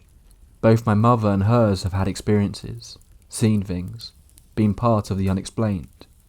If my mum will consent, I will share hers, but for now we'll examine mine. I was a goth kid in the 90s. What I mean by that is not just my musical tastes. Yes, I was shrouded in black and lace, a practitioner of Wicca, trying to teach myself in the Bible Belt. I frequented old places and, yes, had romantic conquests in graveyards. I was all but desperate to know the spirit world, to have my own relationship with the unknown. I sought it out in English castles and Civil War battlegrounds and forts. I never had so much as a cold breeze brush my neck. I kept looking anyway, my black painted fingernails on a pale hand, trying to reach out in offering. Searching. Anyway, 30-ish years ago I moved in with my girlfriend in Chicago, much to the chagrin of her mother when she found out I wasn't just a friend who happened to be a girl. It was a month, maybe 2 into this arrangement that I was being driven out to a supposedly paranormal hotspot. Outside of the city there is a forest, where the mob used to perform executions and dump bodies. I cannot recall the exact place we stopped any longer. The memories of that day are a bit of a whirlwind, and you will soon understand why. So the 3 of us, firm believers that there had to be something more beyond mere human sight, get out of the car. I want to say this was mid-November. We were all decked out in our black leathers and such.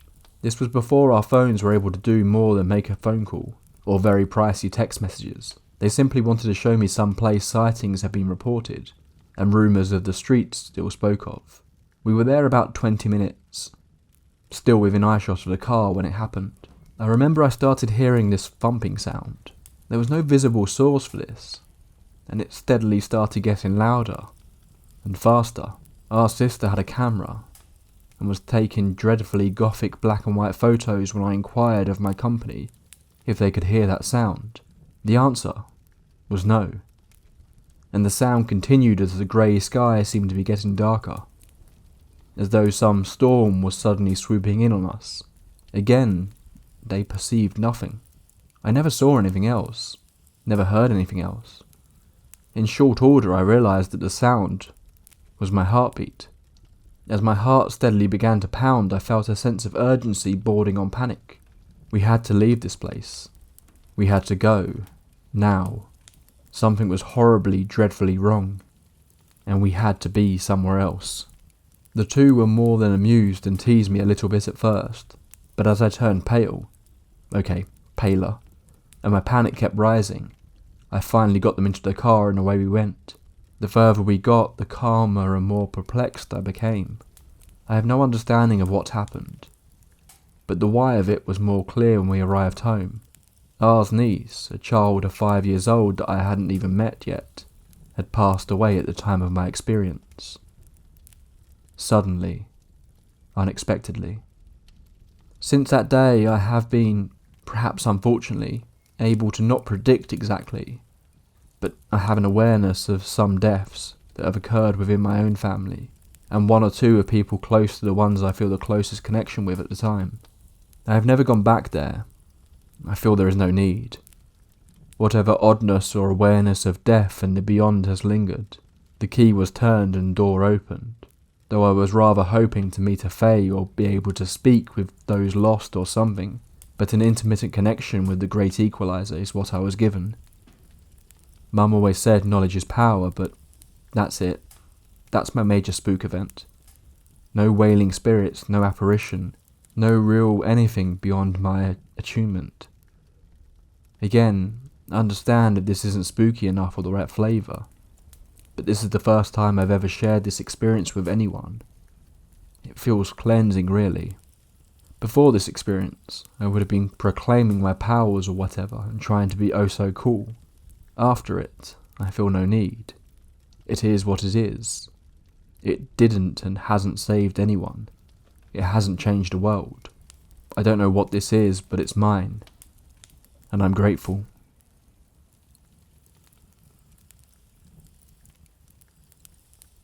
I have something special to share that viewers on the channel may find interesting. It's one of the strangest things I've ever seen, so here's my story. I was working as an EMT in a small town in New England. As an EMT, we can get called out during any hour of the day for cases that range from a headache to cardiac arrest. Luckily, this was something a bit tamer. My partner and I were on a transfer call for a liver from one nearby hospital to another in an ambulance. We dropped off the liver, and when we started going back it was around 10 PM. We had dispatch on and radio chatter from nearby ambulances, and 911 call centres was going through, just in case we have to take any more calls. This will tie in a bit later. To get back to our ambulance station, We had to take the back roads that led up to this hill, with our town and station just down it. That wasn't until I noticed a bright white light in the side mirror. I assumed it was just a dumbass with the higher beams on. However, the light kept getting brighter and brighter, until our cabin was flooded in this intense bright white light. I looked at my partner and told him to speed up. I tried looking back to see what was making the white light, but it was too bright to make anything out. At some point, the radio chatter on dispatch began to sound scratchy, until it was almost completely incomprehensible. I was already uneased. Now I was terrified. So was my partner. We tried to get in contact with our home station, but nothing went through. A few moments later, ahead of us was the lights of the town, which seemed to deter the lights from whatever was chasing off. It started to dim rapidly. I looked back to take a look at what was making the lights, and what I saw was a black triangle silhouette with red, yellow and purple lights at each corner of the craft. As we descended into the town, it slowly disappeared from view. My partner and I discussed it all the way back to the station, and agreed to keep it between him and I.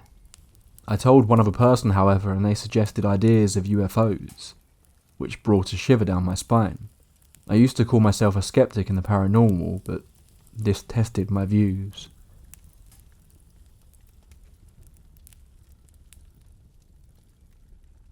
My father has always honoured a profound passion for heritage, which led him to acquire a small fort nestled in the heart of Rajasthan.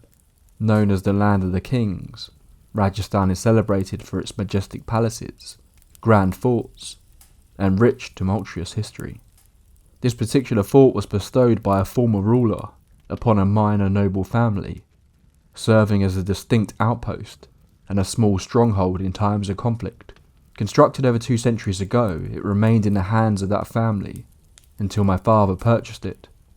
Following India's independence and the consequent decline of royal power, the fort's upkeep has suffered. It was only through my father's painstaking restoration efforts that the fort regained its former splendour. I should note we are merely commoners, with no noble lineage or royal blood to boast of. Since my father's acquisition of the property, my parents and I would spend the winter months there during my school holidays. Gradually, year by year, the restoration progressed. The fort is encircled by a quaint village, situated 5 kilometres from the nearest town. The villagers harbour numerous superstitions about ghosts and spirits that supposedly haunt the fort. Annually, the village hosts a festival, during which it is believed that the spirit of a long-lost saint possesses one of the villagers, sending them into a trance. Our fort's caretaker once claimed to have seen a shadowy figure wandering on the rooftop. The fort is also the site of a sati ritual, an ancient Hindu practice where a widow would immolate herself on her husband's funeral pyre. This practice was more prevalent among nobility, and one of the fort's rooms bears witness to such a tragic event. The sound of gungroos, anklet bells traditionally worn by women, often resonate through the night, adding an eerie, haunting melody to the atmosphere. During the restoration, my father added a room on the roof, connected to the original structure by a wall. This was the sole structural addition to the fort. On one occasion, while spending the night there with my parents, we distinctly heard the sound of anklet bells, loud and clear, as if it were just outside the door. Now for the piece de resistance. One particular unsettling night, my parents, sister, and I were sleeping in a ground floor room. It was a calm, still night, devoid of any wind. My parents and I, all afflicted with insomnia, lay awake, peering into the pitch-black night of our room. This room features 5 doors, all facing the courtyard in front, which formerly served as a stable.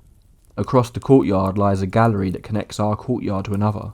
My father displays his cherished antiques in this gallery, all secured under lock and key behind glass frames. That night the 3 of us heard a distinct thump, followed by the shattering of glass. We were alone in the fort. The sound unmistakably emanated from the gallery. Concerned about the potential damage to my father's treasured collection, we were nevertheless reluctant to venture out into the dark, eerie fort. The darkness seemed to thicken, enveloping the fort in a sinister embrace.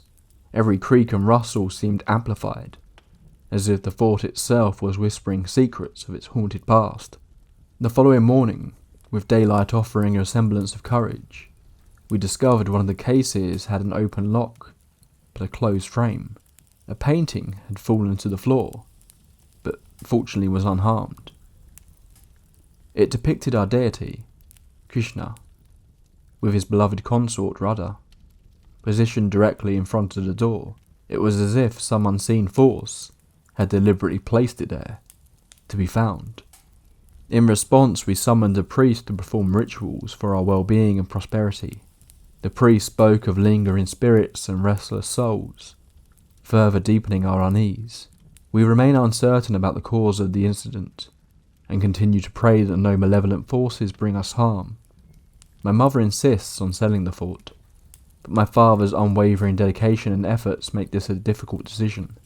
Though we do not reside there permanently, we continue to spend about 2 months each year at the fort, tense of any face-to-face encounter with whatever else may reside there.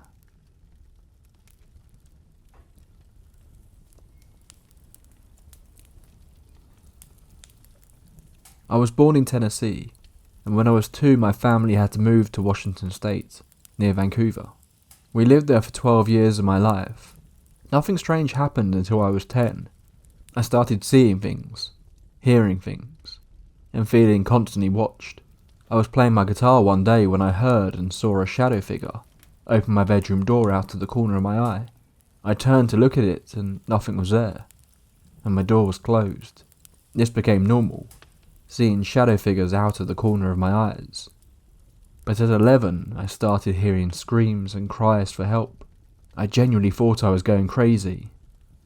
I didn't tell anyone, but then the sleep paralysis started.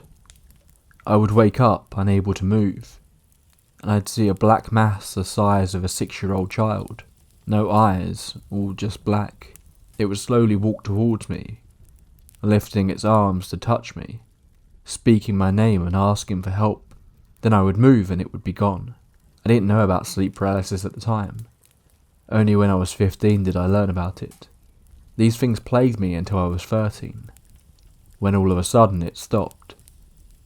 I felt normal, sane, safe.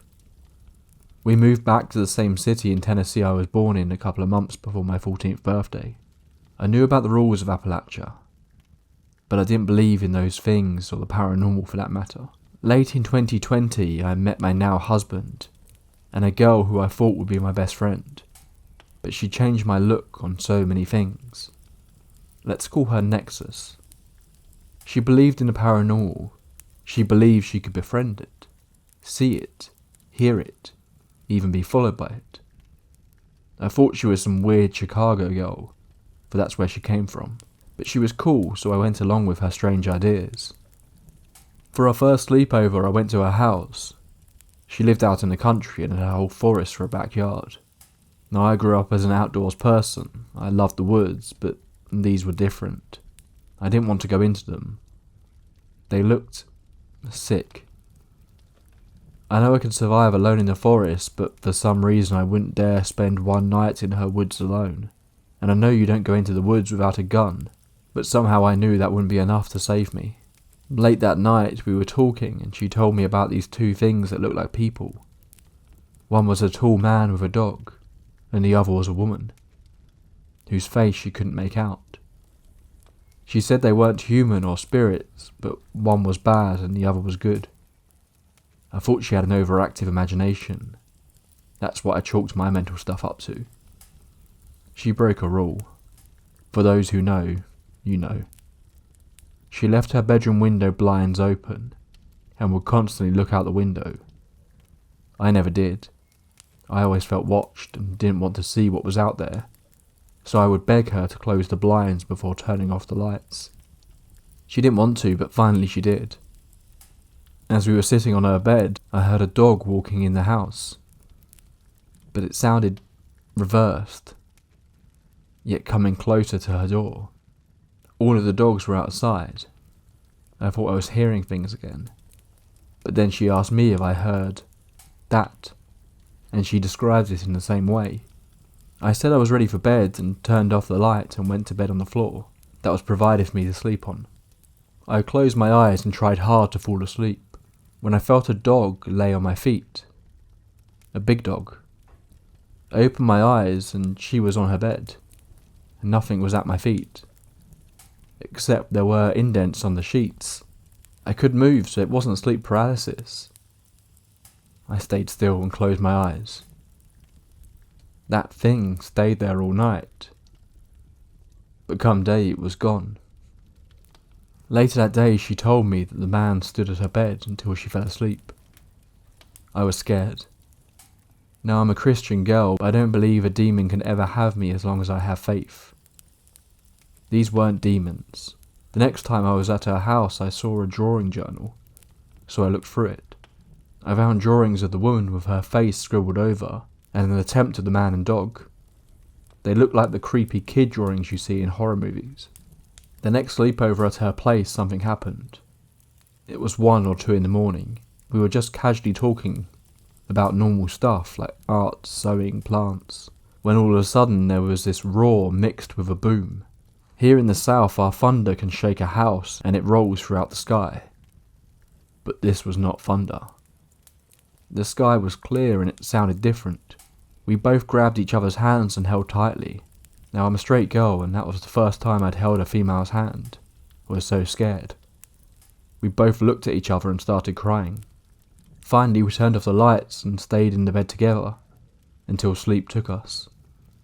The next day we asked her mum if she heard thunder or a loud boom. She said no. None of her family did. We went around the house to try and recreate the sound, dropping buckets, wood, hitting things. Nothing sounded like that. 4th of July 2021, my family had a ton of people out to our house, including Nexus and her family. That night she told me they followed her to my home, the man and the woman. I hoped they would leave with her. The man didn't. 3 or 4 weeks later I was walking my dog before bed. It was dark and we had some woods to the side of our house. I stayed on the front porch and normally my dog would go on the grass and do his business. He refused to leave the porch.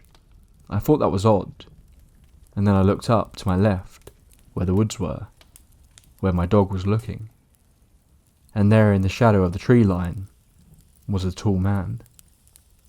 I couldn't make out his features. Then my dog ran to the front door and I ran with him.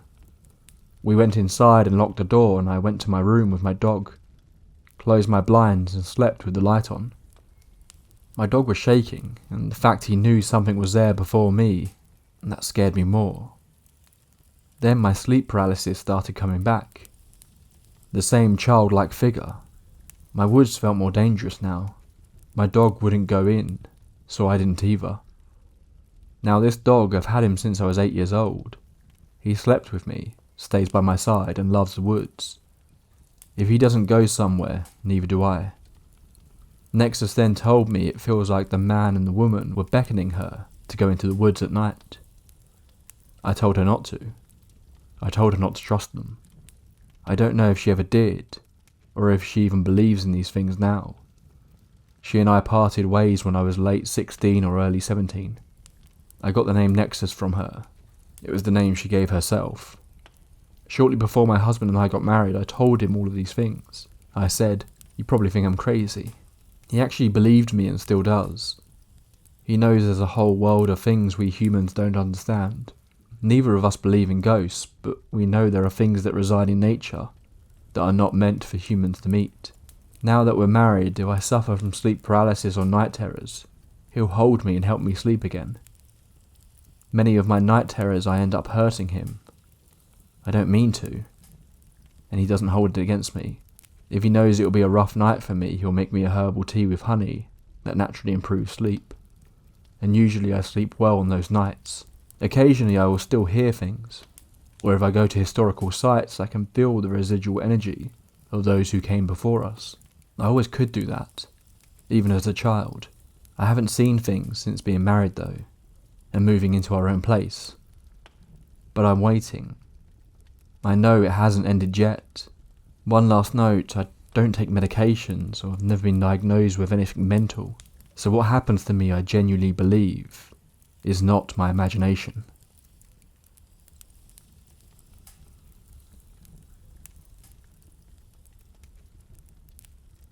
In the summer of 2014, my 4-year-old daughter, 10-month-old son and I moved into a home in the quiet neighborhood of Sagant Ranch in Killeen, Texas. My then husband was in the army and was away for training in Georgia when the kids and I moved in. I want to note that I found this house online and was captivated by the pictures of the empty rooms in the listing.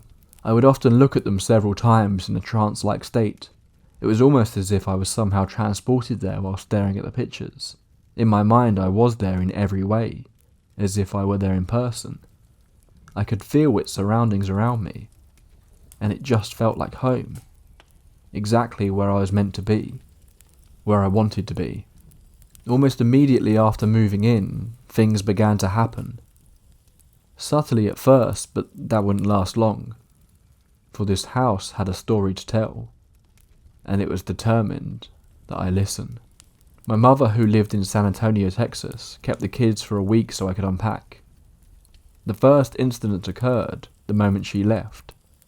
After unpacking a few boxes downstairs, I began to carry items upstairs, and that's when I saw 2 small children out of the corner of my eye, a young boy and a girl. Shaking it off as just being tired from the move. However, I kept seeing them. They were both expressionless. The boy wore a collared long-sleeve shirt and pants with suspenders. The girl had long curly hair, half up and tied with a ribbon. She wore a dress that I guessed was Victorian. At first I was afraid because after seeing them I felt very uneasy whenever I went upstairs. I felt something was with me, but I did not believe it was the children. After moving boxes upstairs for a while I got used to them, and talked to them as I walked up the steps. I almost felt comforted that they were there, as if they were there to protect me. After a while I called it quits and turned in for the night. The next morning, as I began my day and continued unpacking, I never saw the little boy or girl again. I chalked it up to just needing a good night's sleep and stress from the move. A week passed and my kids returned to stay with me. A few weeks passed without incident, and I had just put the kids down for the night. My husband would be arriving home late that night, so I decided to watch a movie while I waited for him. Halfway through the film I heard a loud thud from what appeared to be upstairs. Ignoring it at first, I kept my focus on the movie. Within seconds I heard the sound again. This time I decided to go upstairs and check on the kids. Pausing the film I headed upstairs. Nothing seemed out of place. I checked on both my kids, who were peacefully sleeping, and seemed undisturbed by the sound. Returning downstairs to the living room, I resumed my movie.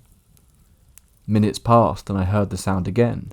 This time it felt as if it shook the whole house. The thunderous thud did not sound like it was coming from upstairs anymore. It sounded like whatever was causing the noise was on the roof, and was powerful enough to shake the house.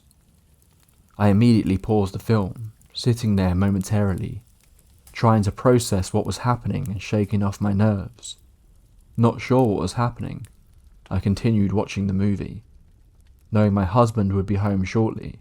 As soon as I resumed the film, the sound appeared again, and if I paused the film, the house went quiet.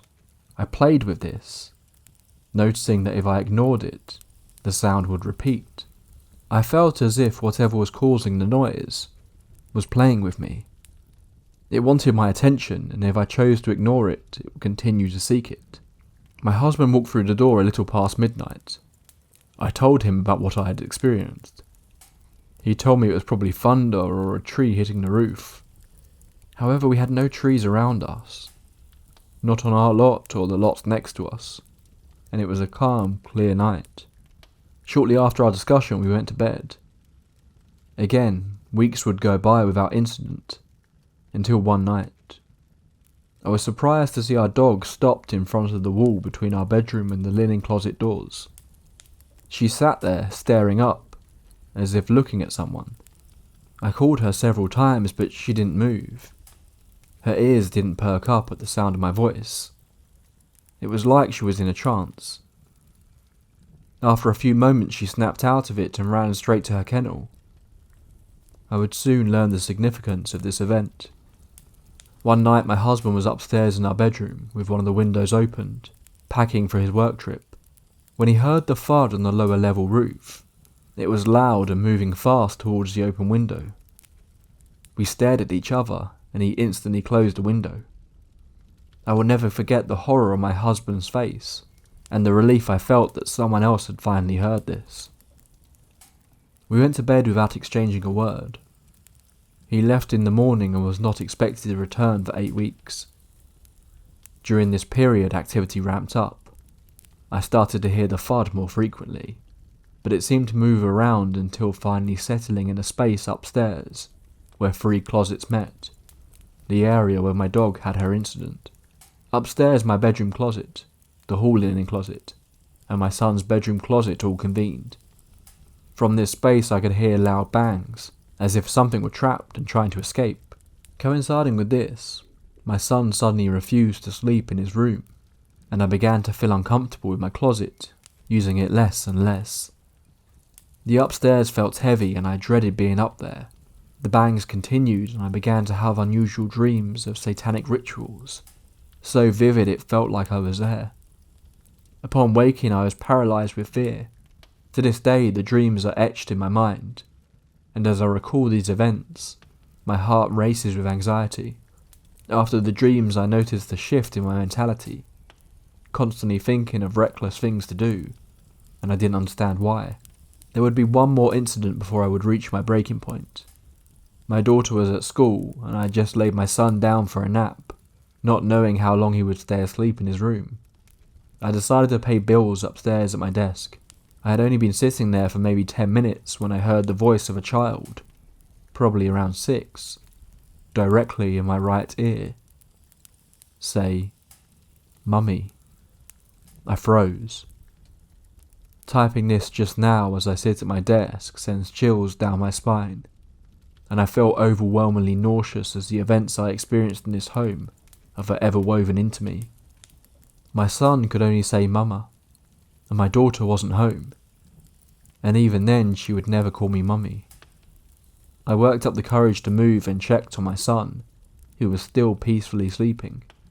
I called my mum and broke down, telling her everything I had experienced since moving in.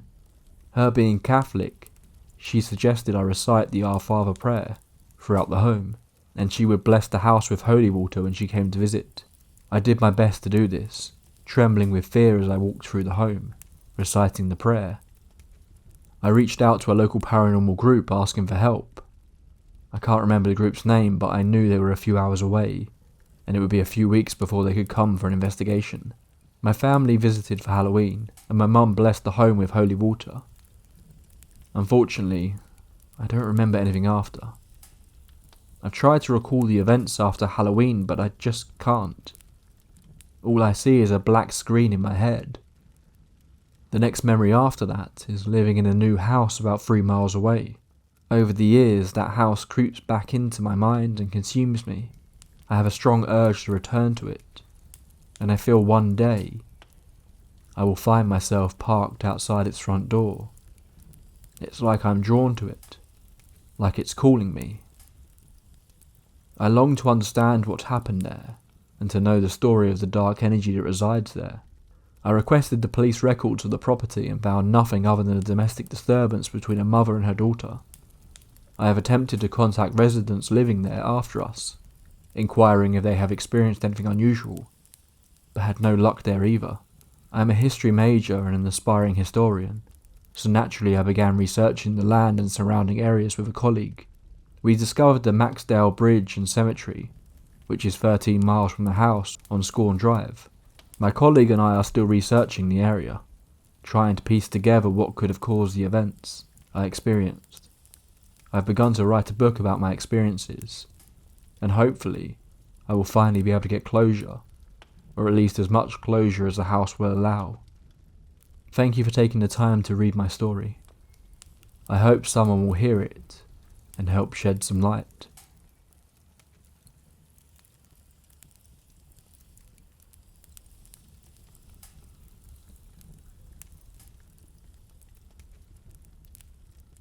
There's an old castle located between the mountains in the quiet Midlands of Ireland. Kinnity Castle. I worked there as a barman during my college years. It has been home to a castle since at least the 1200s, switching hands from the Normans to the Augustines, then to Gaelic tribes, a Catholic monastery, and later to English colonialists. It served as a college at one point too, before later becoming a hotel and wedding venue, so a lot of history and bloodshed. Local historians claim that prior to all this history, however, the area was a deeply important druidic site, forming a sort of triumvirate with two other druid sites in the area, which are now castles too. The site was reported to allegedly be haunted, but then again, what old Irish castle isn't? I generally understood it to be a bit of folklore, a spooky Halloween story at most and nothing more, and for the first half of my 2 years there, I saw and heard nothing to challenge that notion.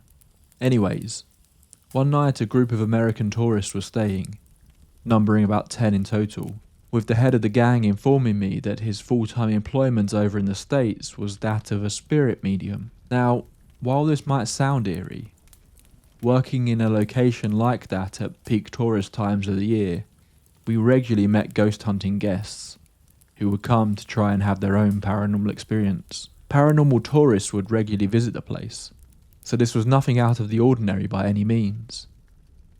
A lot of these sorts too, I might add, tended to have active imaginations, to put it mildly.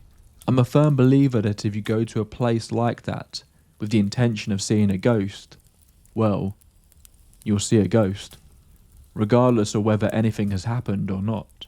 In my time there, I found the vast majority of supposed paranormal experiences to all be in people's heads. Like, if a draft of air closed the door in your home, you wouldn't blink twice. But if it happens in a place like this, you assume it must be ghosts. We often got a laugh out of the numerous cases of pareidolia, when people would send us pictures they had taken, claiming there were faces in the trees, or the shadows of people or whatever, and there quite literally never were. Anyways, the gentleman leading the group informed us that he intended to speak with the spirits in the castle during their stay. He was apparently a well-renowned medium who made a living from this. The whole group were also dressed in what I can only compare to Native American dress, though I couldn't necessarily tell if they were Native Americans themselves. I paid no heed either way, welcomed them, and brought their bags to their rooms, receiving a very generous tip for doing so. I should add that tipping is not customary in Ireland, particularly rare the further you go from the cities, so this was pleasantly unexpected.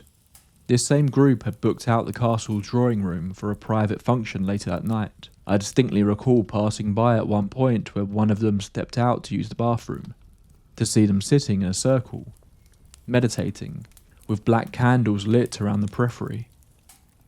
Again, odd, but not as out of place as you might think in a place like this.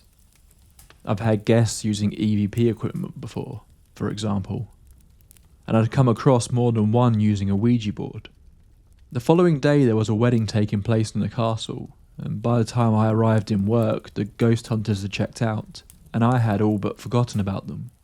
At about 3 AM, after the wedding guests had mostly gone to bed, the exhaustive task of clearing the entire empty banquet hall on my own began. I should add this hall dates back to the 1600s, and there are a series of flat stone markers in the ground, where the graves of monks were found when they renovated it several years ago. As I was finishing up the last few tasks, I recall hearing creaking floorboards on the balcony, an overflow area above the entrance to the hall. Therefore, if the number of guests exceeds 200. As I peered up, suddenly I heard the distinctive sound of footprints, albeit very muffled from up there. These footsteps then slowly descended the stairs and moved all the way down the long hall until they arrived at the far end by the bar.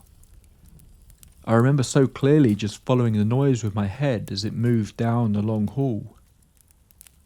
I should explain at this point that the bar on the far end of the hall has 3 large metal grids attached to the roof above. When in use, these are pulled up and tied with chains, which also hang from the roof. When not in use, the bars are pulled down and locked into place to the bar, with the chains then hanging freely. A rudimentary but effective means of keeping any would-be burglars from getting into the alcohol stash, basically. As the steps got to the bar, those chains began shaking violently. It terrified the life out of me. I dashed out the door and across the courtyard to the bar in the dungeon, where the last few stragglers of the wedding were drunkenly sipping, and usually spilling the remainder of their pints. I told my fellow bartender there what had happened. He laughed, agreeing to come and help me close up, and told me I was jumping at shadows. I practically finished up the cleaning holding his hand. Together, we didn't notice anything out of the ordinary. As I headed up to count the till, I met the bartender from the library bar, the last of the 3 bars in the venue, looking very pale-faced and uneasy. He informed me that while skulking off to use his phone so that he could watch the highlights of a football match, when he wasn't supposed to be, he had become aware of someone entering the bar by the door to his left, only for him to be bewildered when nobody emerged from around the corner.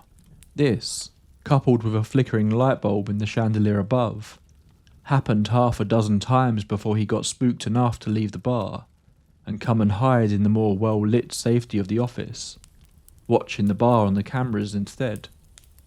Upon sitting down there, we both suddenly became aware of a scratching and tapping happening at the window into the room. He pointed it to me and I heard it too, clear as day. Scratching, but coming from the other side of the narrow window. I should explain that this office is located on one of the turrets of the castle, so the window is, give or take, 8 to 9 feet above the ground, so it was unlikely to be a person.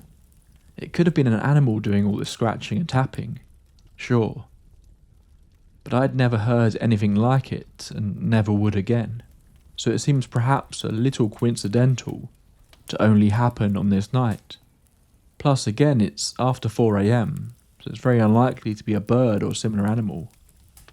It was so bizarre, but we were inside the safety of the warm office, together, so it wasn't necessarily scary by now, but just weird. At that point we were joined by the final barman from the dungeon bar below, who now admitted that despite his joking earlier, he was now a little uneasy too, after a few similar events happened down in the dungeon. It was then that we spotted a flickering light on the CCTV feed, a setting created to inform us that the motion sensor was picking up something moving inside of the banquet hall, the same banquet hall that I had emptied and locked up. It told us that every 5 seconds or so, something was moving about, before disappearing for a few seconds and returning again. A few more peculiar happenings took place that night. Opening doors, tapping on tables at reception, names seemingly being called down the hall before I finally departed at around 6 AM. It was only the day after, as I was reflecting on the events of the night, that I realised that it must have been the group of spirit mediums from the night before. They must have disturbed something. But it's not the first time something like that happened here. A long-serving staff member informed me of similar events that went on for weeks, after the land around the place was dug up to lay sewage pipes in the mid-1990s. Something had been disturbed during the excavation. It had gotten so bad back then that even guests were complaining. Cold spots inside the castle during a summer heatwave, footsteps, slamming doors, moving objects, and so on. The castle staff eventually went to the church in the village and lit a candle for those of the old Winter and Bernard families, who were Protestant lords that had owned the castle back in the day. All activity ceased practically overnight, I was told. Things like this occasionally would happen there.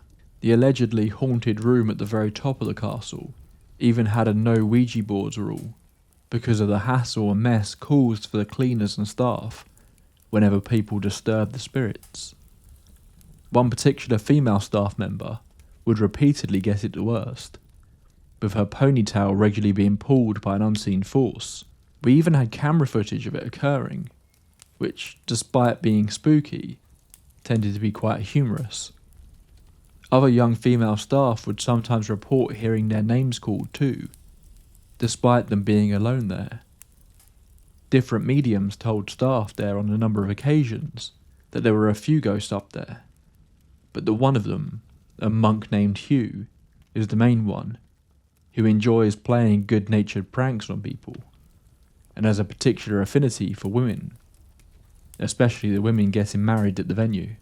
So not quite as malicious as some hauntings, but still bizarre. This was the first and only time I witnessed any of it, however.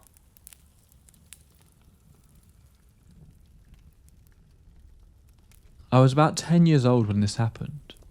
I had travelled from Sweden to Poland to visit my grandparents. It was summer and I did this every year until they both passed away. One day I went outside to play with my friends.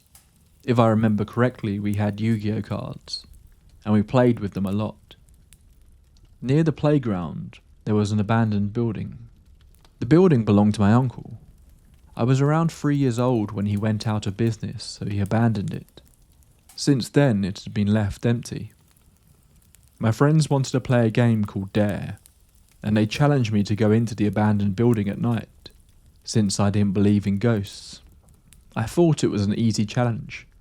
If I won, they promised me free McDonald's. At midnight, I snuck out of my grandparents' house and went to the playground to grab a toy for the challenge. The goal was to enter the abandoned building, go up to the second floor, and leave the toy there as proof. Standing in front of the building, I told myself, tomorrow, a Big Mac for me. Then I went inside. I didn't have a flashlight, but the moon was bright that night, giving me enough light to see. I searched for the stairs and found them at the end of the hallway. As I climbed up, I noticed broken glass covering each step. Carefully, I made my way to the second floor. The roof was in bad shape, but the moonlight illuminated the area. I looked around for a place to leave the toy and spotted a big, old, broken mirror. I crouched down and placed the toy in front of it.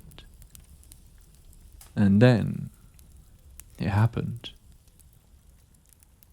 I was still crouching, looking down at the toy when I heard a strange sound, like an old man struggling to breathe, as if he were lifeless and in pain.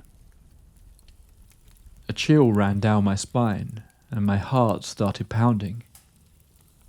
Then I heard the crunching of broken glass on the stairs, like someone was stepping on it. I tried to convince myself that my imagination was playing tricks on me, but when I looked up, I saw something in the broken mirror. A pale, eyeless face staring back at me. I froze. I wanted to run, but I couldn't move away. Somehow I was completely paralyzed. I shut my eyes, and when I opened them again, the face was gone. But I still felt like something was near me. Finally, I broke free from my fear and ran. I bolted down the hallway, feeling like something was chasing me. I made it outside and onto the playground, gasping for breath. When I turned back towards the building, I saw it again. The same face staring at me from the second floor window. I ran as fast as I could back to my grandparents' house. I had never been so scared in my life, but at least I got my reward the next day, along with an experience I would never forget. I never did anything like that ever again.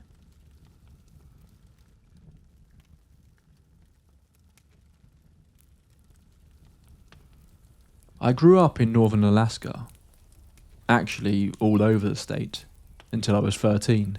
This story takes place in the winter of 1984 when I was 11 years old. At the time, we lived in a small town called Atkasuk, home to about 250 people. Most were native except for the school teachers, my parents included. One night my parents told my two sisters and me they'd be working late at the school, so we were to put ourselves to bed. We did as we were told, and later I heard my parents come home, take off their heavy winter gear and go to bed. Sometime after that I woke up to knocking at my window. At first I didn't think much of it until I heard my mother's voice calling, "John?" Half asleep, I sat up and saw my mother standing outside, wearing her parka and motioning for me to come unlock the door. I was groggy but confused. Hadn't I already heard my parents come home? Still, there she was, calling for me. Now, in small Alaskan towns, houses have something called a mud porch, an enclosed entryway meant to store winter gear and provide a warm spot for anyone caught in a snowstorm. The outer door to the mud porch is normally never locked so that people can take shelter if needed. But that night, for some reason, it was. As I walked from my bedroom to the front door, I noticed something strange. Every time I passed a window, my mother was there, looking in. It was as if she was gliding along the outside of the house, keeping pace with me. Finally, I reached the door. I expected it to be locked, but when I turned the knob, it opened easily. My mother stood there in the porch's dim light. She looked at me and asked, "Can I come in?" Something about the question made my skin crawl, and then I looked down. She was barefoot. That was all it took. Terror gripped me and I bolted back to my parents' bedroom, shaking my father awake. "Something is wrong with Mum," I gasped. Then from the other side of the bed, my mother sat up. "What's wrong, honey?" she asked groggily. I froze. We rushed to the back door, the one I had left open. Nothing was there. No footprints in the fresh snow from the night storm. Of course, my parents brushed it off as a bad dream, but I knew what I had seen. Years later, as a senior in high school, we had moved to a quiet town in the Pacific Northwest. Our house was a 2-story home at the top of a hill and my bedroom was on the second floor. One of my best friends, let's call him Joe, had a habit of sneaking over late at night. He'd use a bit of parkour to climb up and knock lightly on my window, signalling for me to let him in or to sneak out with him. One night I heard the familiar knock. I turned over in bed and saw Joe's face peering in, but something was off. His voice was flat, emotionless, as he whispered, "Can I come in?" Then I noticed something horrifying. Joe wasn't standing on anything. He was floating. And worse, he was barefoot. I slammed the window shut and backed away. The knocking continued, one tap every minute, over and over, each time followed by a whispered, "John." I hid under the covers, and eventually it stopped. After high school, I spent a summer in Nevada with a friend. When it was time to leave, I drove back to Washington on a tight budget, sleeping in my car at rest stops along Highway 395. On the second night, I pulled into a remote mountain rest stop just before sunset. A family in a van was parked nearby, quiet and reserved, not the partying type. I settled in, using a blanket to block the bright moonlight. Sometime later, I woke to a knocking at my window. Knock, knock, knock. Still groggy, I assumed it was someone from the van. And then I heard my name whispered. John. I lifted the blanket and looked out. It was my sister. Every hair on my body stood on end. Knock, knock, knock. I froze, unable to move, and then the knocking stopped. A moment later I heard the knocking on the van. A door creaked open and then a scream. Several screams. The van's engine roared to life and they sped away, tyres kicking up dust. Shaking, I looked out again. My mother stood at my window. "John," she whispered. "Let me in." I yanked the blanket over my head and stayed there until dawn. At 45, I bought my first house. A nice 2-story place with a crawl space beneath it. At first I only visited on weekends, but eventually I moved in. A few weeks after settling in, I was drifting off to sleep when I heard it. Knock, knock, knock. And then a whisper. "John." I turned to look out the window and saw an old friend who had passed away. "Go away," I said firmly. "I'm not letting you in." It glided around the corner, moving sideways, so I could see its face the entire time, and then vanished. At 47, I had been in a relationship with Jill for a year. She had a 9-year-old son, and while they didn't live with me full time, they stayed over a few nights a week. One night, while sleeping at her house, I woke to Jill nudging me. "John, I heard something." Then the knock.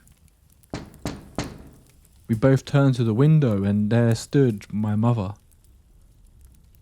"John," she whispered. Jill sat up, rubbing her eyes. "Oh, it's my ex-husband.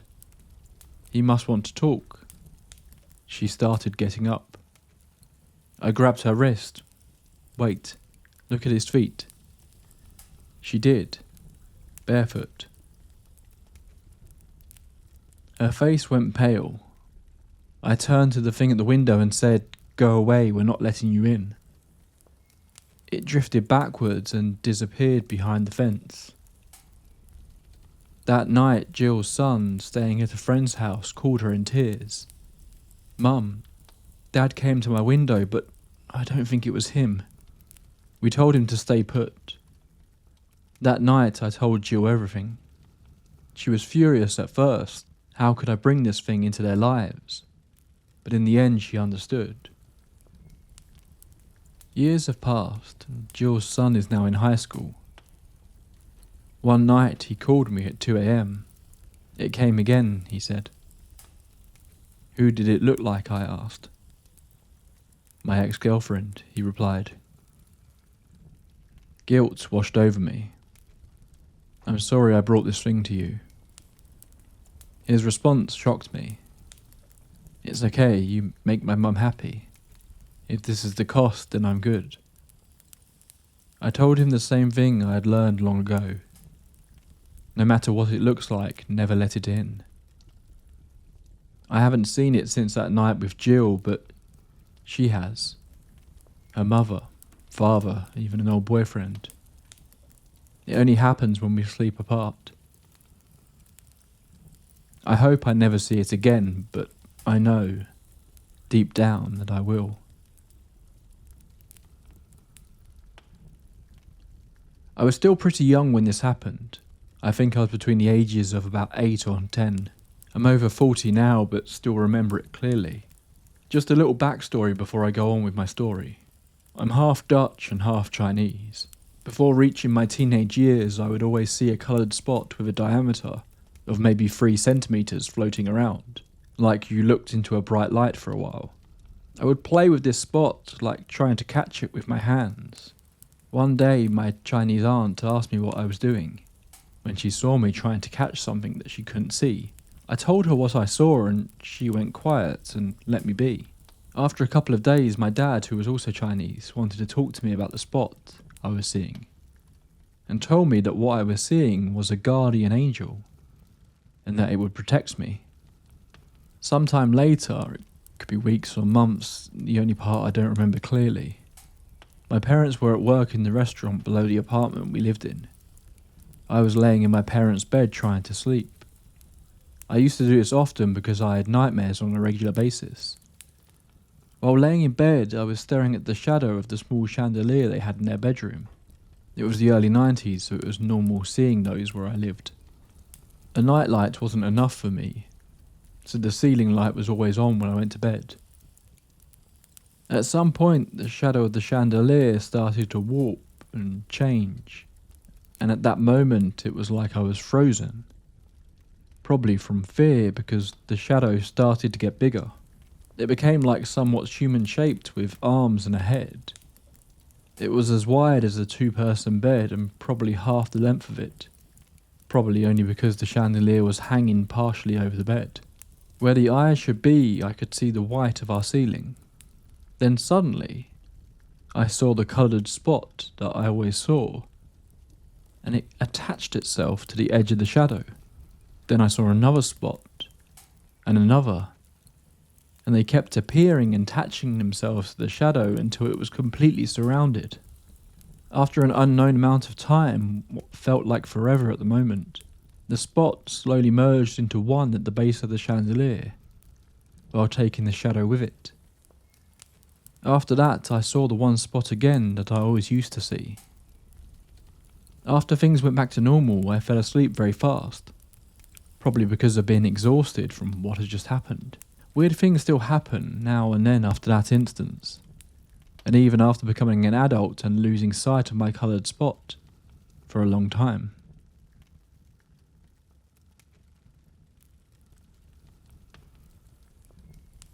My parents' first home was a duplex owned by my great-grandmother and great-grandfather in upstate New York. Each floor was its own separate home. My mum and dad lived upstairs while my great-grandmother lived downstairs. My great-grandfather had passed away years before I was born. The details of his passing are a little fuzzy to me without my grandmother around to give me exact dates. But I do know he never met anyone from my generation, myself or my cousins. By the time of this story, my great-grandmother was also not very mobile. She could still use the stairs, but not quickly, and she needed a walker to get around. Anyone who's heard one before knows the distinct clicking sound they make when in use.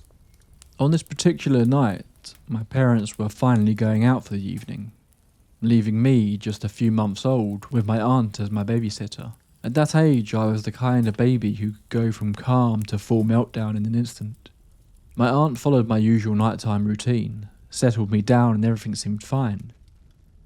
It was around 8 or 9 p.m. when she was in the living room, and I was in my crib down the hall. She had the baby monitor on so she could hear me. At some point, I started crying. As she got up to come and soothe me, she distinctly heard someone whisper, "Shh," through the monitor. And then, I stopped crying.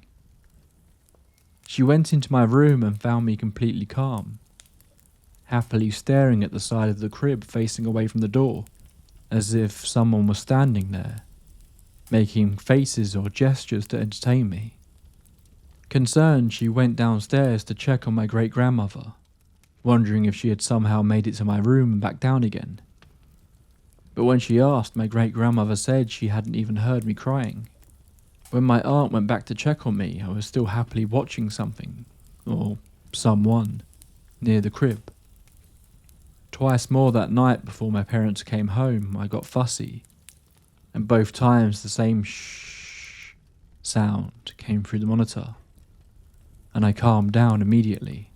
Later, we found out, my aunt much sooner than I did obviously, that my great-grandfather had actually passed away in bed in that home.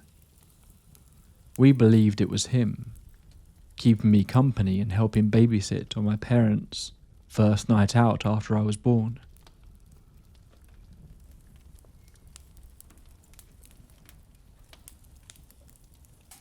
The first experience happened 9 or 10 years ago when I was very young. After my family moved out of Devon, my dad went up north for work, and my mum and I ended up living with her friends in London. Around the same time, my mum's friends moved near Hull, and I didn't see them again for years, until I was about 8. When we went to visit them, my mum and I took a trip to a stately home, Burton Agnes Hall. After a while, I got bored and wandered off on my own. I eventually found myself in a room called the Justice Room. which had a bedroom off to one side and a corridor leading away on the other. I stopped. I wasn't sure why, but I suddenly had an overwhelming feeling that someone was watching me. At first, I thought maybe I had subconsciously registered a mirror, but there wasn't one. A little while later, my mum arrived and asked, "Do you want to go into the bedroom?"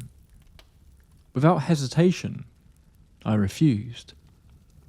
I had no real explanation, I just knew there was something wrong with that room. My mum seemed surprised but didn't press the issue and we moved on. Later, we came across a guide telling a story about a young woman who was murdered by ruffians in the 1620s. Before she died, she had asked for her skull to remain in the house, but her sisters buried her in the churchyard instead. Soon after, the house was plagued by violent poltergeist activity. It only stopped when her skull was exhumed and brought back inside. They say she never left. It's rumoured that she dislikes renovation work, and volunteers have even been known to warn the empty air before making any changes to the house. I might have dismissed the whole story if it weren't for one eerie detail. She died in the very bedroom I refused to enter. The second encounter was brief but unsettling. About 3 or 4 years ago, I was in a car driving down a country road in New Addington on a sunny afternoon. Suddenly I saw someone running towards a private road that led to a static caravan site. Their movement was slightly unsteady, and they were dressed in what looked like 20th century Air Force clothing. Something about the sight struck me as odd. Then, in the split second it took to look down from the road where they had been, they were gone. It was impossible for anyone, let alone someone unsteady on their feet, to have disappeared that fast. The road was open. There was nowhere to hide. Curious, I looked it up a few moments ago, just for a laugh. What I found made my blood run cold. Apparently, a shot-down, injured German pilot is said to haunt the area.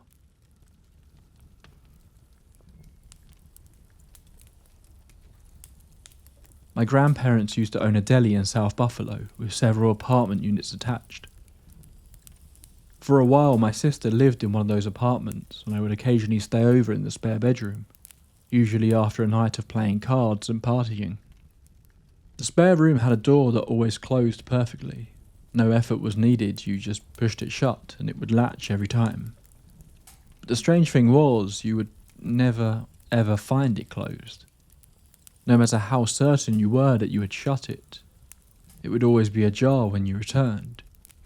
Even stranger, I often caught glimpses of movement near the door, out of the corner of my eye. Just subtle shifts, like something was there. But when I turned my head to look directly, nothing was ever there. One night I went to sleep in that room, as I had many times before. My dog curled up next to me on the bed. Sometime later I woke up to the sound of her growling, her body tense, the hair on her back standing up. And then I heard the door open. But when I looked, I could see it was still shut. The moonlight streamed in through the curtainless windows, casting long shadows across the room. I listened, frozen. Footsteps, 7, maybe 8 or 9, crossed the room towards the closet. And then, silence. The dog eventually calmed down, and though I was thoroughly freaked out, I somehow managed to fall back asleep.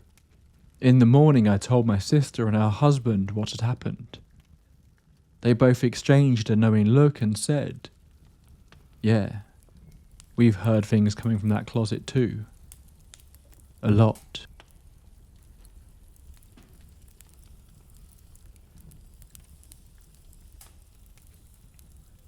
I do not personally believe in ghosts, demons, or the supernatural, for all things must have logical explanations. However, I do enjoy an interesting tale. Over the years I've experienced a few unexplained events, I'll share one from my childhood for listener speculation. Perhaps someone can offer a rational explanation.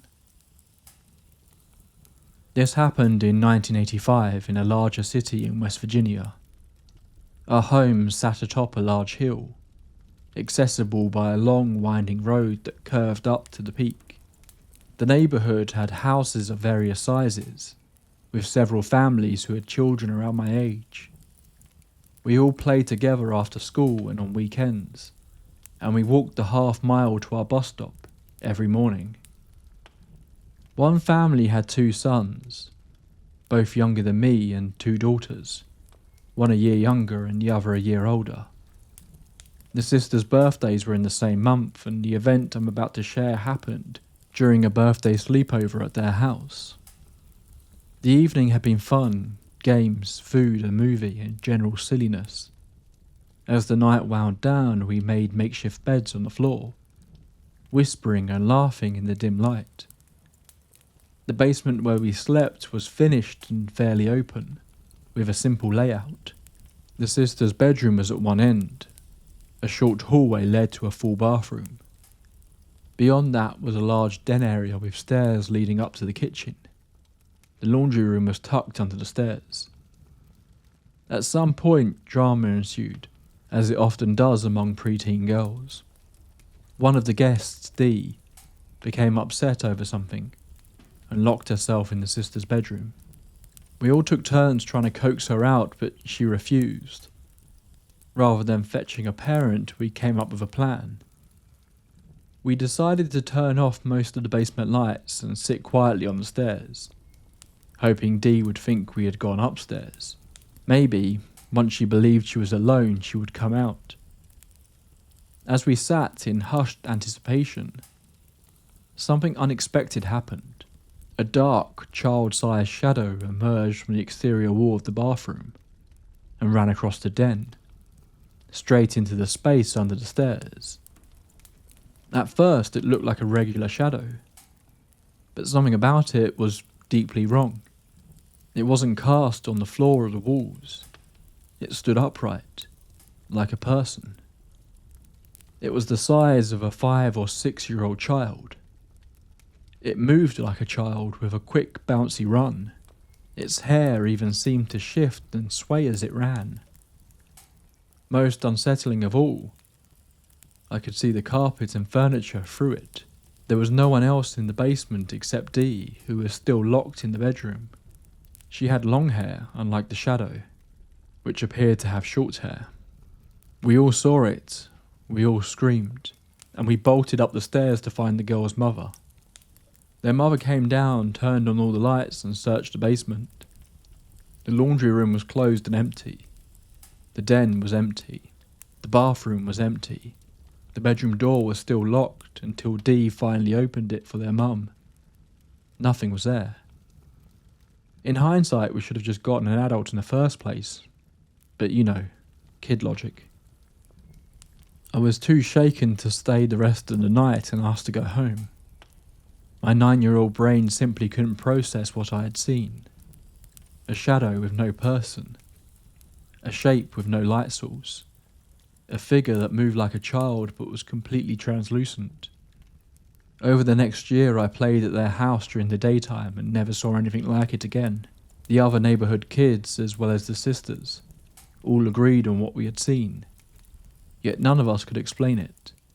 As far as I know, the family never reported any strange occurrences, but I wouldn't know for sure.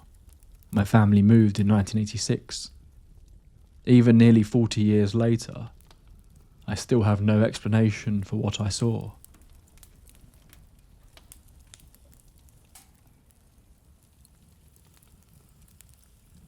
New Orleans is a city steeped in history, and with that history comes the supernatural. The homes I grew up in, built between the 1800s and early 1900s, had their fair share of ghostly activity. These are some of my experiences. My first major experiences with the paranormal happened in the house my parents bought after Hurricane Katrina.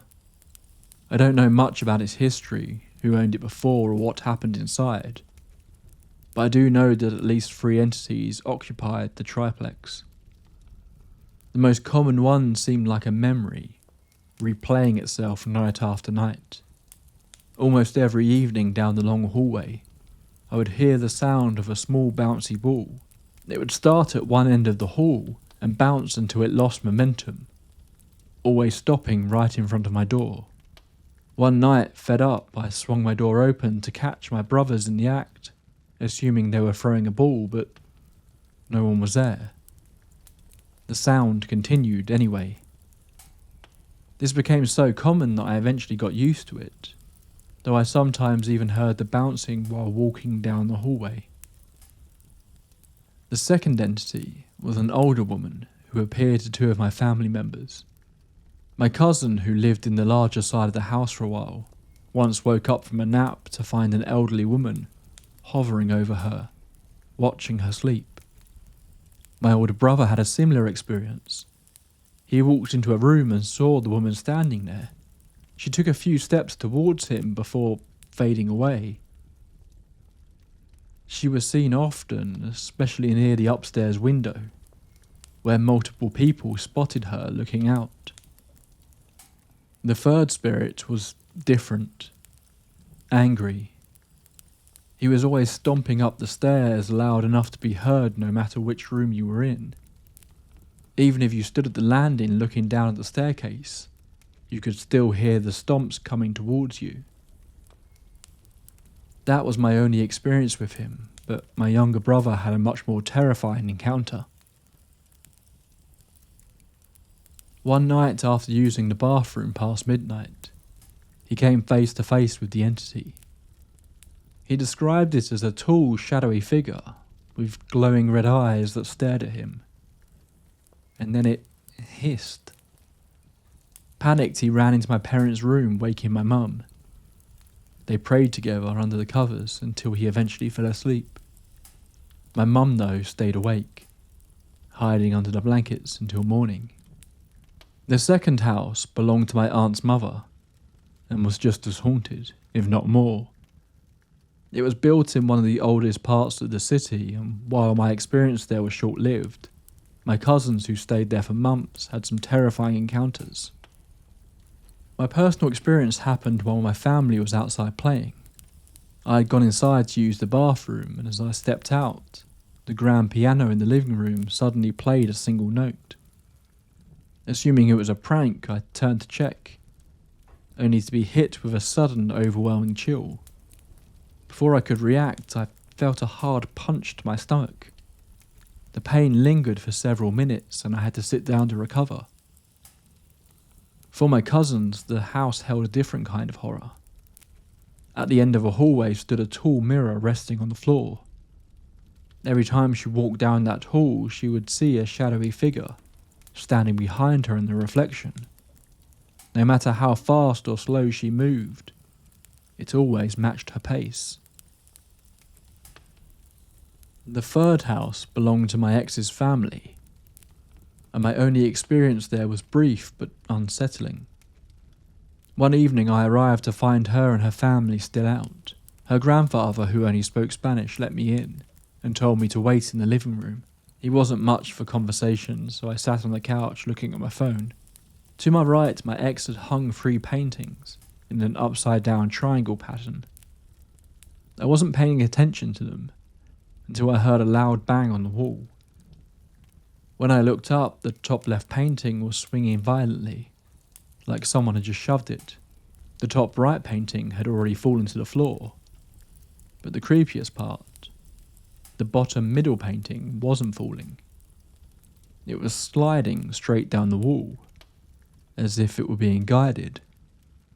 And then suddenly it dropped. Her grandfather returned just in time to see me standing up, looking shaken. He gave me a suspicious look, probably thinking I had punched the wall. I quickly explained what had happened, but I wasn't about to stay inside any longer. I waited outside until her family got home, and told them what I had seen. By that point, I had lived with hauntings for so long that I wasn't terrified, but I also had no interest in dealing with another one. It's been years since these experiences, and my parents have since moved to a city an hour away. so no more hauntings for me. But growing up in New Orleans, a city with so much history and energy, it's almost impossible not to have a few ghost stories of your own.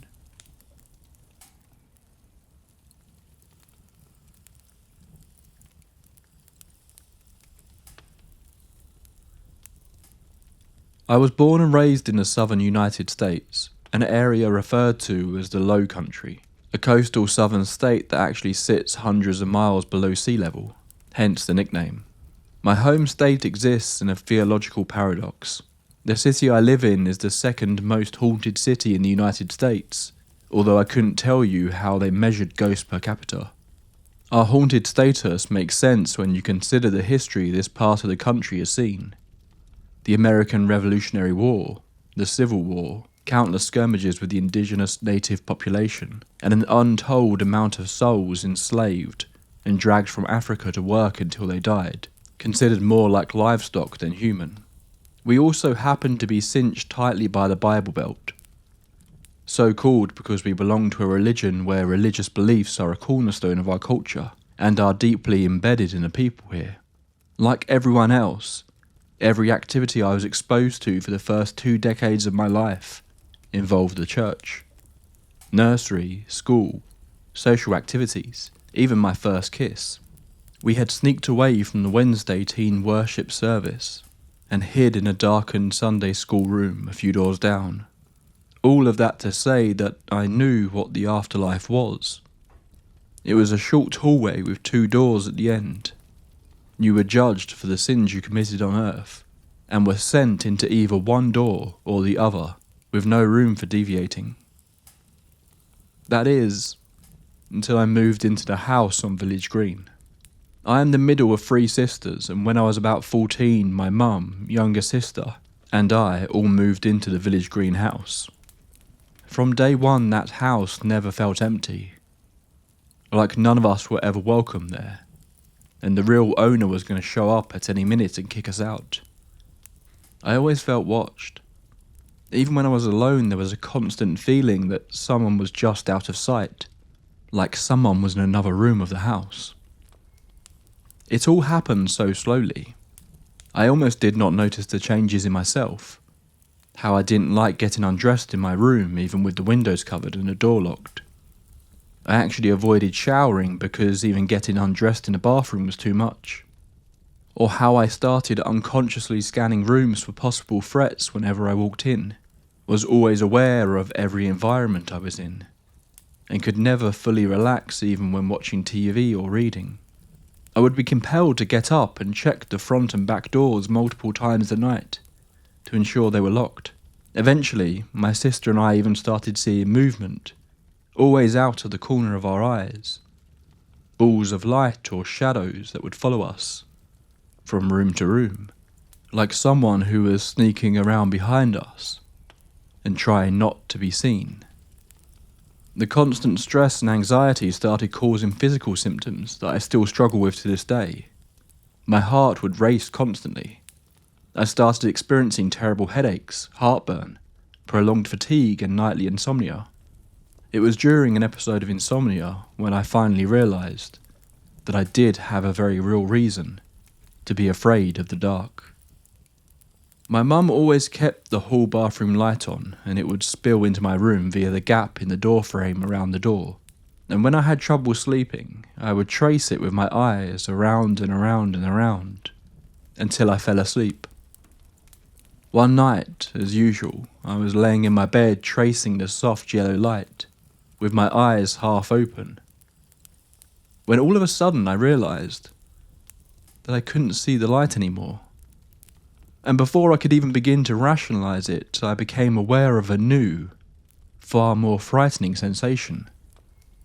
Someone was standing next to my bedside, inches from my face.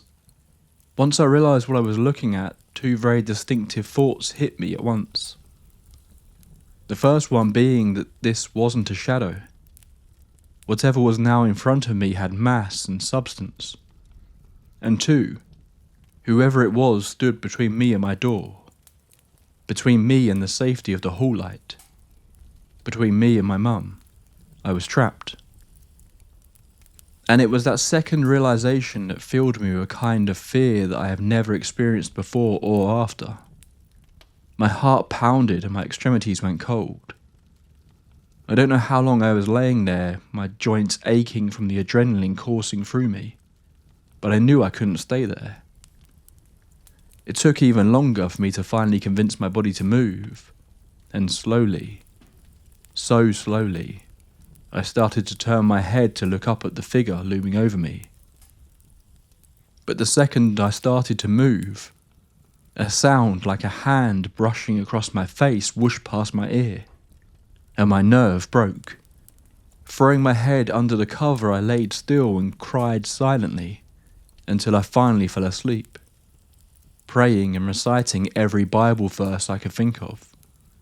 We lived in that house for about another year before we finally left. We all had more experiences while living there, and I have never been happier to have to pick up and move in my life. I still struggle with the aftermath of my time in that house, and I think part of me will always look over my shoulder and keep extra lights on. I have since deconstructed my faith, leaving the Baptist church, and work daily to untangle my personality from the Bible stories I was raised on. I also no longer believe the afterlife is as straightforward as I used to. I guess the hallway isn't so short. It's long and winding, and in that long hallway after death, there are dark alcoves where those who may not be ready to face their eternal judgment can hide themselves in. Maybe Village Green is just such a place.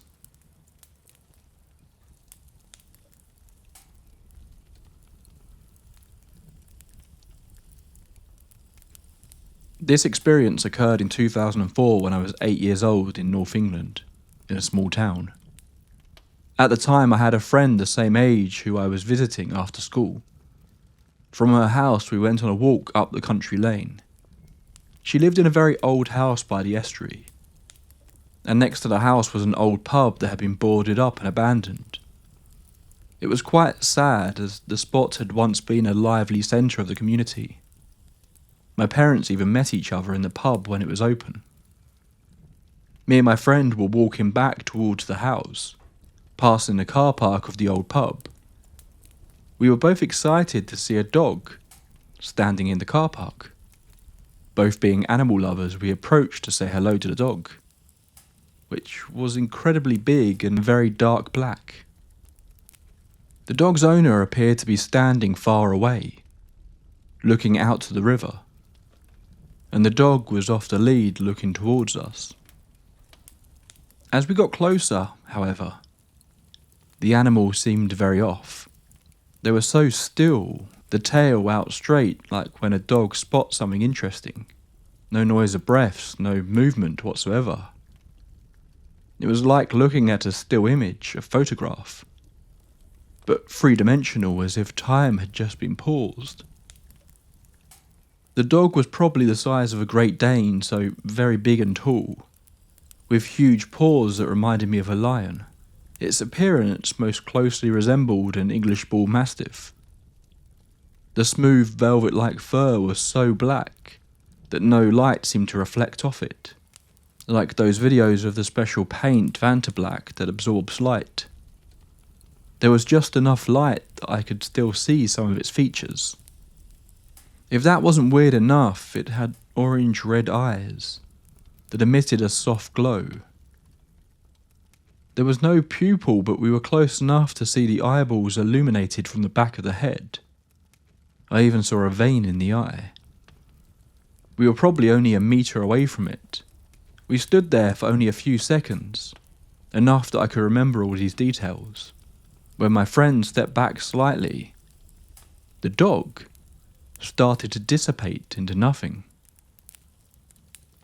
The way it faded away looks like when you turn up the exposure on a photograph, so high that all the details wash away. It began at the dog's feet, then the body, and finally the two red eyes lingered in the air for some time, and then just nothing at all. Me and my friend stood in shock for a while, and then looked around to confirm the dog hadn't run away. even though we both didn't see that. It was just so weird to comprehend. The person we saw stood by the river, who I assumed was the dog walker, was nowhere to be seen either. We had planned to go on the riverbank that evening, but now we excitedly went inside the friend's home to tell her mum about the experience. Strangely, throughout the whole incident, we were never scared. It should have been frightening, but we didn't feel any sense of danger or bad vibes at all. Once we told my friend's mum, she surprisingly believed us and said she had seen what she called the ghost dog in the pub when it was open, and seen the apparition stood in their garden. She then explained that the whole area, in her opinion, was very haunted, and the whole family and locals had lots of strange experiences. I even later had another spooky experience in that friend's house, but that is another long story, and that time it was very frightening, so much so that I don't really like to speak about it in great detail. After that thing happened, I never went back to my friend's house, and we eventually drifted apart. As an adult, I've done some research into the history of the area and legends of the Black Shuck, a ghostly dog of folklore. The dog is mostly told as a bad omen and a bringer of harm in these stories. However, I did find some accounts that suggest otherwise. This dog wasn't bad. I would have reached out and touched it if it had been there long enough. I like to think, like in some legends, the dog is a protective spirit. Perhaps it was distracting us from going to the riverbank, where the tides are quick to turn, as well as having deadly sinking mud. I'm happy to have experienced this magical encounter, even if a rational explanation can be given.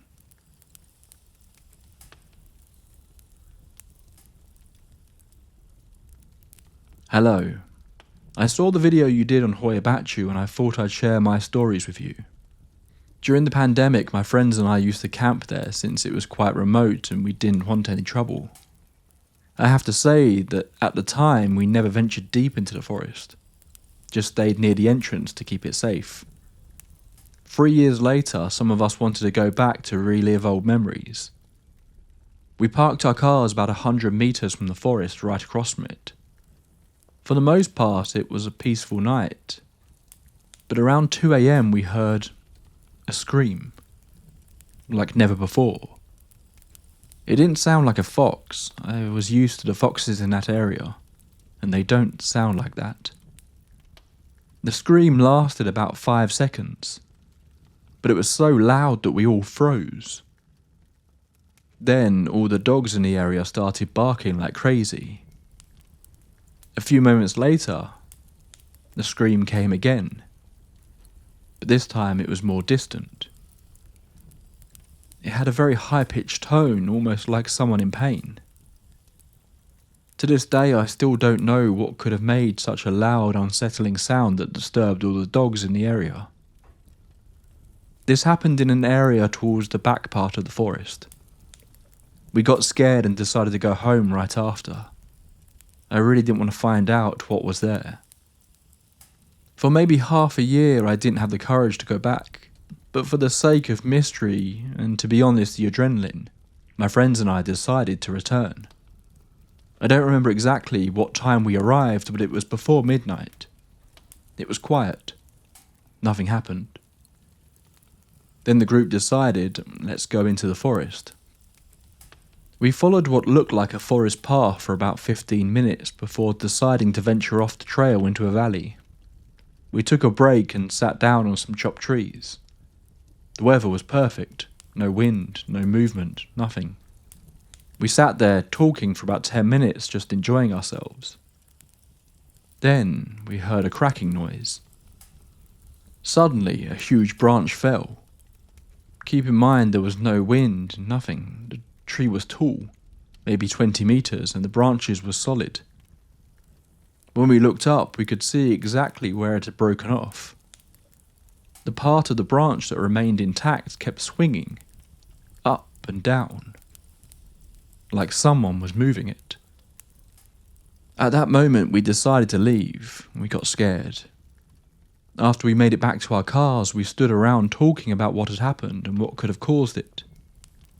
Then, in the distance, I heard something, like a woman's voice singing a slow, mellow song. I couldn't make out the lyrics, but one thing I know for sure, it came from the forest.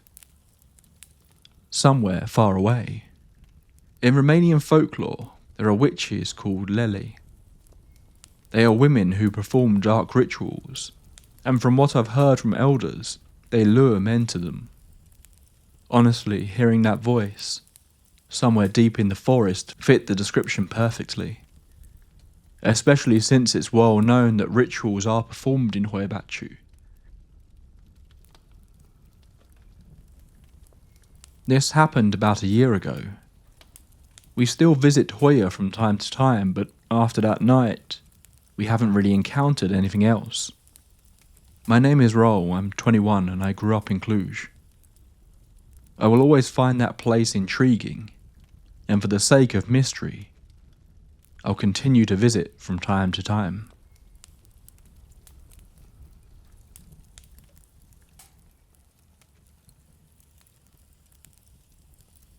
I don't know how I can keep calling myself a staunch skeptic, but I am. I can't help it. It's in my very DNA, this ability to rationalise. Ridiculous, seeing as how I've had not one, but multiple brushes with the paranormal. Tonight, I'll tell you about two. I'll tell you the tamer one first, it's also the shortest, so I'd rather we got it out the way before the big, truly horrific one. I guess the moral of this first story is that ghostly encounters are often so rooted in the mundane that you don't even know they're happening until it's pointed out to you. Or maybe that's just me. I'm South African, and for a short while between the years of 2009 and early 2011, I attended an all-girls private school. Despite life there being hell for me, nothing prepared me for what I ran into during my piano practice one morning. I'd had a free period and decided to spend it on my exam work in one of the music rooms. Our music program required 8 hours of documented practical work a day, and I was yet to master my Baroque piece. I entered the room with my favourite piano, shutting the door behind me and throwing home the deadbolt to indicate the room was occupied to anyone else needing a space. Helps not to be interrupted, you understand. This became moot, however, when I looked up to find I had a co-occupant. A girl about my age wearing a plain yellow dress. Almost all schools in South Africa require uniforms. Her dress was a striking difference to my violet floral one. She was sat in the windowsill, her hair down, which was also against the dress code, and she was staring out the window. Gingerly I approached her to ask her whether or not I could perhaps use the piano in this room, or if she was planning to use it. You see, my school's music program was the best in our town, and many kids from other schools came to do their music with us. However, my question, my presence, went unacknowledged. She made no move at all. I may as well have been talking to the wall. At this stage I assumed she was wearing earbuds and I couldn't see them, through her cascade of flagrant red hair. I sat down to practice. Finally the bell rang, signalling my next class, and I got up to leave. This, at least, seemed to grab my silent companion's notice, and she moved as if she, too, had some place to be. Again I tried to engage with her, to thank her for letting me borrow her space. She may have been facing me now, but her eyes did not come up to meet mine. Now, I've never been a proponent for eye contact, finding it far too distracting and invasive, but I genuinely believed she just couldn't hear me, so I manoeuvred to catch her gaze. I had barely a moment to take in her intense green eyes and smattering of freckles, before she, appearing quite startled, vanished into thin air. I'd like to report that I took it in stride, as a self-proclaimed horror connoisseur, but every hair on my body stood straight up, and my blood turned to ice in my veins. I got out of that room so fast, I practically ran through my music teacher, who was coming in to take a different student. Once upstairs and seated in my French period, my usually ignored presence was noted when one of the other girls asked me why I looked sick. Losing my mind, I guess, I decided I had to confide in someone. I told the girl everything, sparing no detail or observation. To my great confusion, she frowned. "You haven't seen her before?" the girl asked earnestly. "I'm aware you all think I'm weird as shit, but even I don't go about making friends with the dead," I retorted. "First of all," she responded, "we don't think it. You are weird as shit, and you scare most people. Second of all, you just saw the yellow lady." "The who?" I responded. This is when I learned of our school's ghost story. Apparently it had been a ladies' finishing school at its inception. A mother and her 2 children, a teenage girl and her much younger brother, had come to live on campus in exchange for keeping the school clean and tidy. Now there was always this one staircase us kids were never allowed to use, called the big staircase, because I expect grand seemed a tad cliché to them or whatever. The staircase had been installed during the mother and her child's tenure. One day the teenage daughter, in her yellow maid's dress, had been sweeping near there. She'd tripped, tumbled right down the stairs and broken her neck, dying on impact. My mistaking her for a student from a neighbouring school had been because said school also had yellow dresses of the same cut and style as our school dresses, and the yellow lady, as she was known, wore a maid's dress that bore a striking resemblance to that other school's uniform. After all of this had been made plain to me, I'd realised I had seen this girl before, all over school, amongst my fellow students.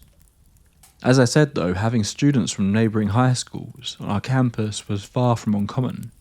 We offered subjects the other schools didn't, but were allowed to come take at ours.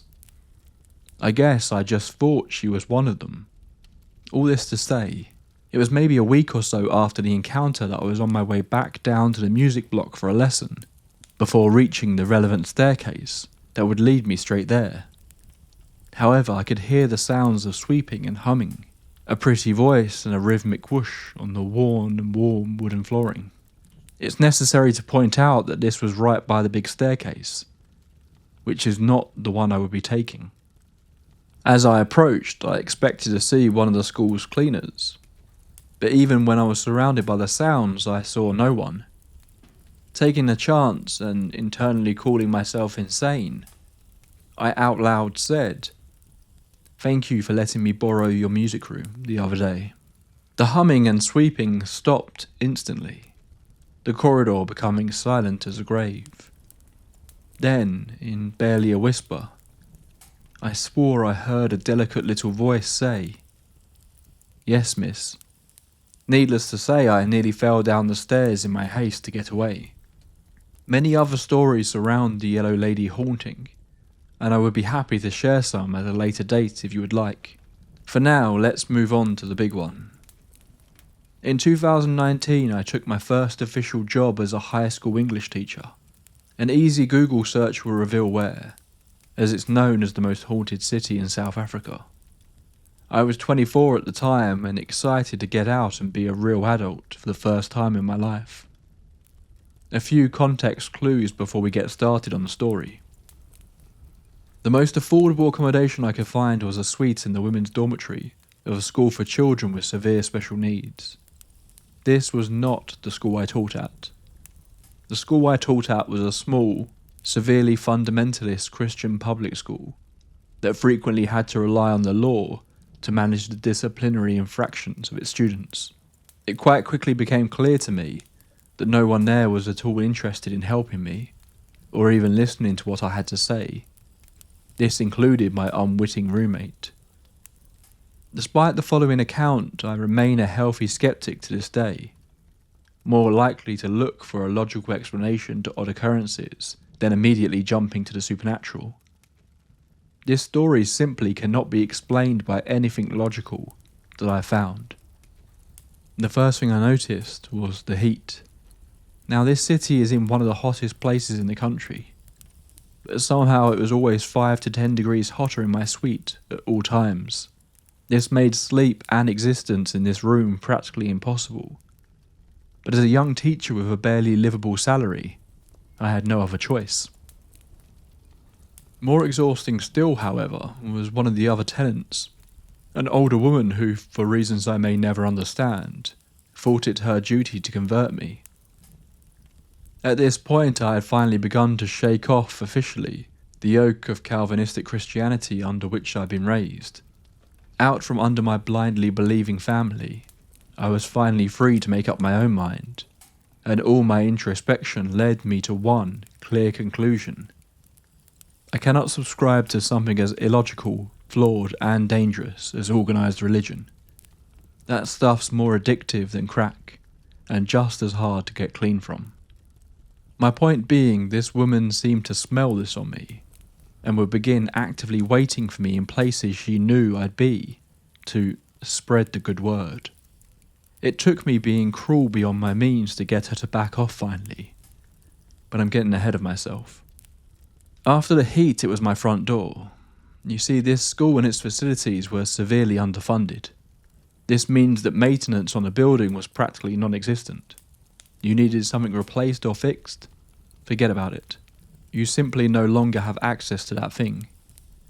One such maintenance issue was the latching on the doors. They simply wouldn't. The only way of keeping the doors shut was to lock them. So I fell into the habit of doing this quite quickly. Not a little in part because God's most devoted had zero compunction about banging my door open to come and visit. And through her nonsense, the unbearable heat in my room, and my constant exhaustion and dehydration, I needed to get at least some work done for my students. This all became moot though, when my door would still sometimes just swing open. I would make a point of locking it and leaving my key in the lock to make sure it couldn't be unlocked from the other side, and it would simply still open by itself. Unlocked and without the handle turning. Never when I tugged on it or checked the integrity of the lock, but by itself, at odd intervals, especially at night. When it really began to get insane for me was when things started going wrong at school as well. I had an incident in my classroom involving one student trying to beat another with a brick. Trust and dismay at the fact that this is quite commonplace in most schools here, and I unthinkingly stepped between them to attempt to de-escalate the situation. Not only did I get one of my legs bashed up pretty badly, but the principal gave me a disciplinary for stepping in, instead of calling the school disciplinarian. I'll just let the kids beat each other to bloody pulps with masonry in future, shall I? While I run around looking for some joke of an authority that's barely ever where he's easily locatable. Aye aye, Captain. That same day, I noticed the first cross. Well, a crucifix. Drawn upside down on the wall above my bed. This is where I should make a few admissions, dear listeners. The main reason for my skepticism isn't because I'm some big proponent for logical thinking above all else, or because I have some deep understanding of the machinations of the world. I used to be a severely sick person. Before my ADHD and autism were diagnosed, my panic disorder frequently got the better of me and made me highly irrational. It got bad enough that I developed psychosis, and hallucinations were not beyond the scope of my brain's attempts to alleviate the incessant onslaught of anxiety I had to deal with every second of every day. For this reason, it was much easier for me to believe in my own insanity than anything tangibly odd or outside the ordinary. I couldn't even bring myself to completely rule out my door randomly opening being a dysfunction of my thoughtfulness, despite triple checking it every time I locked it. So when the first upside-down crucifix appeared, I was more than comfortable, chalking it up to a stress-induced psychosis and leaving it at that. I just wish that's where it stopped, but alas. On another day, after the third crucifix had appeared, this one painstakingly scratched into the anti-glare film on my sweet solitary window, my school received a call in which I was accused of being an incorrigible devil worshipper, with an utter disdain for God and all he stood for. Logic, right? I don't believe in Christianity, so I must worship the devil. Like Mr. Lucifer isn't the Christian villain. Why would I believe in the villain if the entire story doesn't strike my fancy? Anyway, it was my neighbour, Miss Head of the Jesus fandom, rebutting after I told her I was crazy enough, without needing to add hearing another voice in my head to the mix. God can take a long walk off a short pier. Like I mentioned earlier, cruelty beyond my means. I've never had anything against religion as a concept. My family are all staunch believers, and find great comfort in going to church and reading their Bibles. I support them 100% and will gladly go to church with them when they ask. I just don't believe it myself. But by this point I'd really gotten sick of this woman, on top of everything else. I was, in fact, starting to entertain the notion that all the weird stuff happening to me was her. She seemed the type. She was highly irrational on a good day and actively sat waiting for me for hours outside my suite, just to give me another sermon on why her faith was the one universal truth. I was considering filing a restraining order. That is, until my stuff started disappearing and reappearing in different places, instantly. First it was the water bottles. Like I said, I lived in a constant state of dehydration from being so hot and sweaty all the time. So I often drank up to 3 litres of water a day just to keep up with all the fluid I was losing. But I put a bottle down beside my bed, before immediately reaching for it again, and finding nothing. Only to look up and see it sitting 4 meters away on my little table. I was once lesson prepping, and a binder full of model lesson plans and worksheets and such slid off my lap and onto the floor, where I would hear it clatter to the linoleum, only for me to have looked down at it not a second later to find the entire thing gone. Even the loose sheets of paper piled on top of it that I was using for reference would have vanished into thin air. Glancing up to check my surroundings, I found it sitting, closed, and with all the papers returned to their correct plastic sleeves on my nightstand. Things only escalated. There was the incident of the fire. Along with a new job comes taking over some of the financial responsibilities your parents took on you when you were a child. One of these was my phone. At this point I couldn't afford a new phone. Instead I was living between 2 old broken ones that I'd kept alive on a month-by-month basis. One of the things I had to watch out for was one of these phones was overheating. So since my room was already a sauna, I could only charge my phone there a little bit, to give it enough juice for the alarm to wake me the following morning. Then I would take it with me to continue charging it at school, where it was much cooler. One night I woke up to severe pain in my right hand. My eyes flew open and I sat up with a start, taking in the foul-smelling blaze raging up on my rug area, which had begun to burn my hand. I'd forgotten to unplug my phone, and it burnt out so badly it caught fire. Freaking out, I took one of my precious bottles of clean water. You cannot drink tap water in most of this country, and most people either pay for filtered water refills at grocery stores, or have water filters installed in their homes, and I attempted to douse the flames. But when I turned around, the fire was gone. The smell still filled the room, but I realised then it smelt sulphurous. Not really like burning plastic or battery discharge. Plus the phone was still burnt out, with visible scorch marks and bubbles where the casing had begun to warp from the heat. But as it lay there in the centre of my area rug, it was the only thing damaged. My rug didn't have a mark on it. After this, sleeping in that room became impossible. I was exhausted at work. My teaching was suffering. My department head hated me, and it became clear that I wasn't going to be able to stay at the school much longer. Calling my parents proved fruitless. They only told me to tough it out and ask for help from management, which they wouldn't hear wasn't helping me out in the slightest. So trust me when I tell you that in my vulnerable state, I had completely given over to my mental illness. I believed I was crazy, useless, beyond help, and I was spiralling towards a very dark place indeed. And that, friends, was when the scratching started.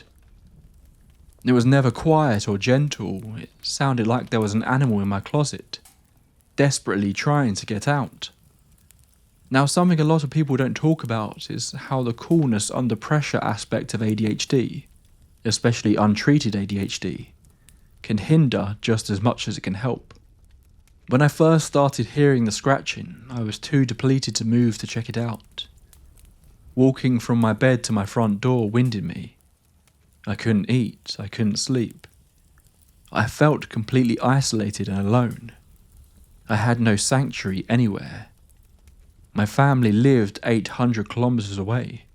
So instead of linking this with all the other weirdness that I was battling to keep putting down to my slowly dwindling sanity, I rationalized. Maybe the gross old building had rats. When I would open my closet door at times, recalling the scratching, I would even find definite scratch marks in the wood, but always in the part of the closet for hanging clothes, a little higher than my eye level of 1.64 meters, or 5'4" for our American listeners, but never high enough to be level with the crossbar. Then one night, after coming home from a work event, the scratching was already going on while I let myself into my suite. Without thinking, I yanked open the door, forgoing turning on my lights, and plunged my hand into the void of darkness inside. Some kind of shadowy thing came out to meet me though, like a massive black finger with a claw for a nail, and scratched my arm. Despite almost never scarring, I still had that scar to this day, even though my burn scars from the fire have since faded. As it was, I yelped and pulled my arm back, slamming the door shut. I slept with my suite's door open that night, letting the light from the corridor spill inside. The scratching did not cease once. Finally, the day came when I tendered my resignation from that school. It honestly had nothing to do with the haunting. Thinking back on it now, that was actually the tamest part of my life at that time. My brother offered to come load up my furniture the next day, and I was going home. I felt so relieved I can't even describe it, even now. Unfortunately, at this point, I have to share one more tidbit about this dormitory I temporarily called home. It did not have working showers or baths. All the showers poured brown sludge instead of water. In fact, the building frequently did not even have water. Another common occurrence in this third world hellhole. I was showering at the gym and feeling disgusted the rest of the time. As this was my last night here, however, I had already cancelled my gym membership, and I needed a wash pretty badly. Packing up in that sweltering cesspool of a room had left me filthy, and we had received a notification text from the matron that day that one of our baths was fully functional. So I put together my bath things, got undressed, wrapped myself in a towel and set off down the passage to the bathroom, excited to freshen up, go to sleep, and leave this place as soon as possible. So naturally, as luck and ADHD would have it, I forgot to bring with me a plastic pitcher for which to wet my hair for shampoo. My dumb ass will never beat the white girl in a horror movie allegations when I, in my infinite wisdom, leaned back and slowly submerged my entire body underwater.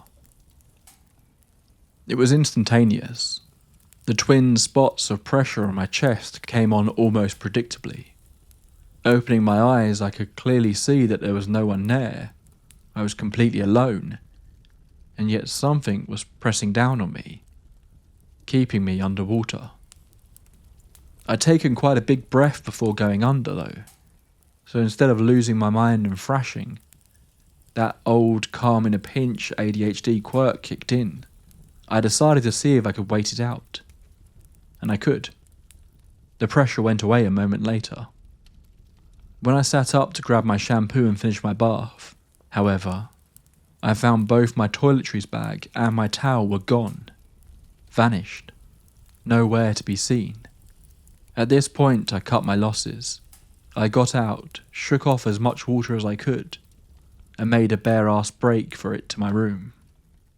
My brother found the missing items the next day when we lifted and carried out my couch from my room. A couch, mind you, that I hadn't lifted up and searched under myself the previous night, when I'd scoured my room in a last-ditch effort to try and find my lost things. It was as I handed over my keys to the matron, and she asked how my stay had been, that I first felt free enough to discuss my ordeal. Something in her tone gave me pause, and some small part of me still held out hope that I wasn't destined for a grippy sock vacay in a pillow room. Did the previous occupant of that room report anything strange? I asked her as my brother honked his horn impatiently for us to go.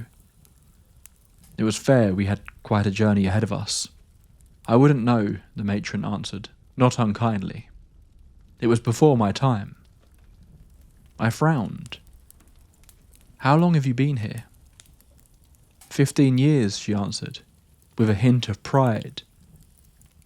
But then her expression changed as though a switch had been flipped. Let me ask you this though. Did the crosses show up?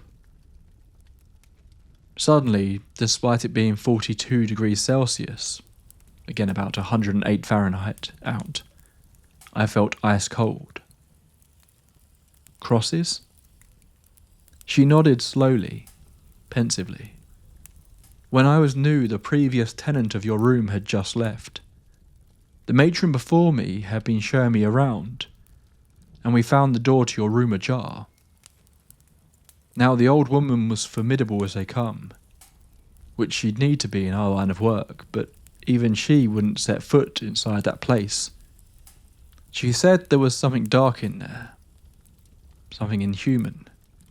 From where we stood, we watched as a crudely drawn upside-down crucifix slowly faded from the one wall. It was then that I recalled not seeing as many of the crosses over the last few days, as though whatever presence I'd been sharing my space with had known I was leaving. Over the course of my 3-month stay, there had been about 8 crosses in various places throughout the room. Some looked like they had been drawn with fatty, dirty fingers on the wall, while others, like the one on my window and on my closet door, had been scratched into each surface. Now I wouldn't know how to explain any of that to my brother, so I've been quite worried about him coming to help me move. But as the matron told her story, I realised I didn't recall seeing the crucifix on my closet door, or the one above my room's light switch at any point during my brother and I's comings and goings from the room for the move. I hadn't answered her about the crosses, couldn't bring myself even to mention any of my ordeal now that I was so close to freedom, but I did mention how it'd probably be a good idea not to let people live in that suite anymore.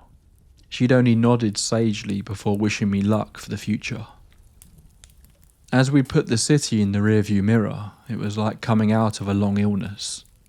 I could suddenly breathe again, and the world had colour and life.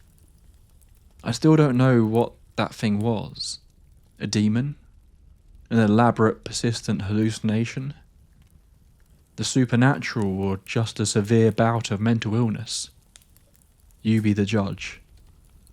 All I do know, though, is I've never experienced anything like that before, and nothing nearly as otherworldly since. Thank you for this accepting community you've created. I hope these stories at the very least entertain, if they cannot be believed. I guess I know they happened, and that's good enough for me.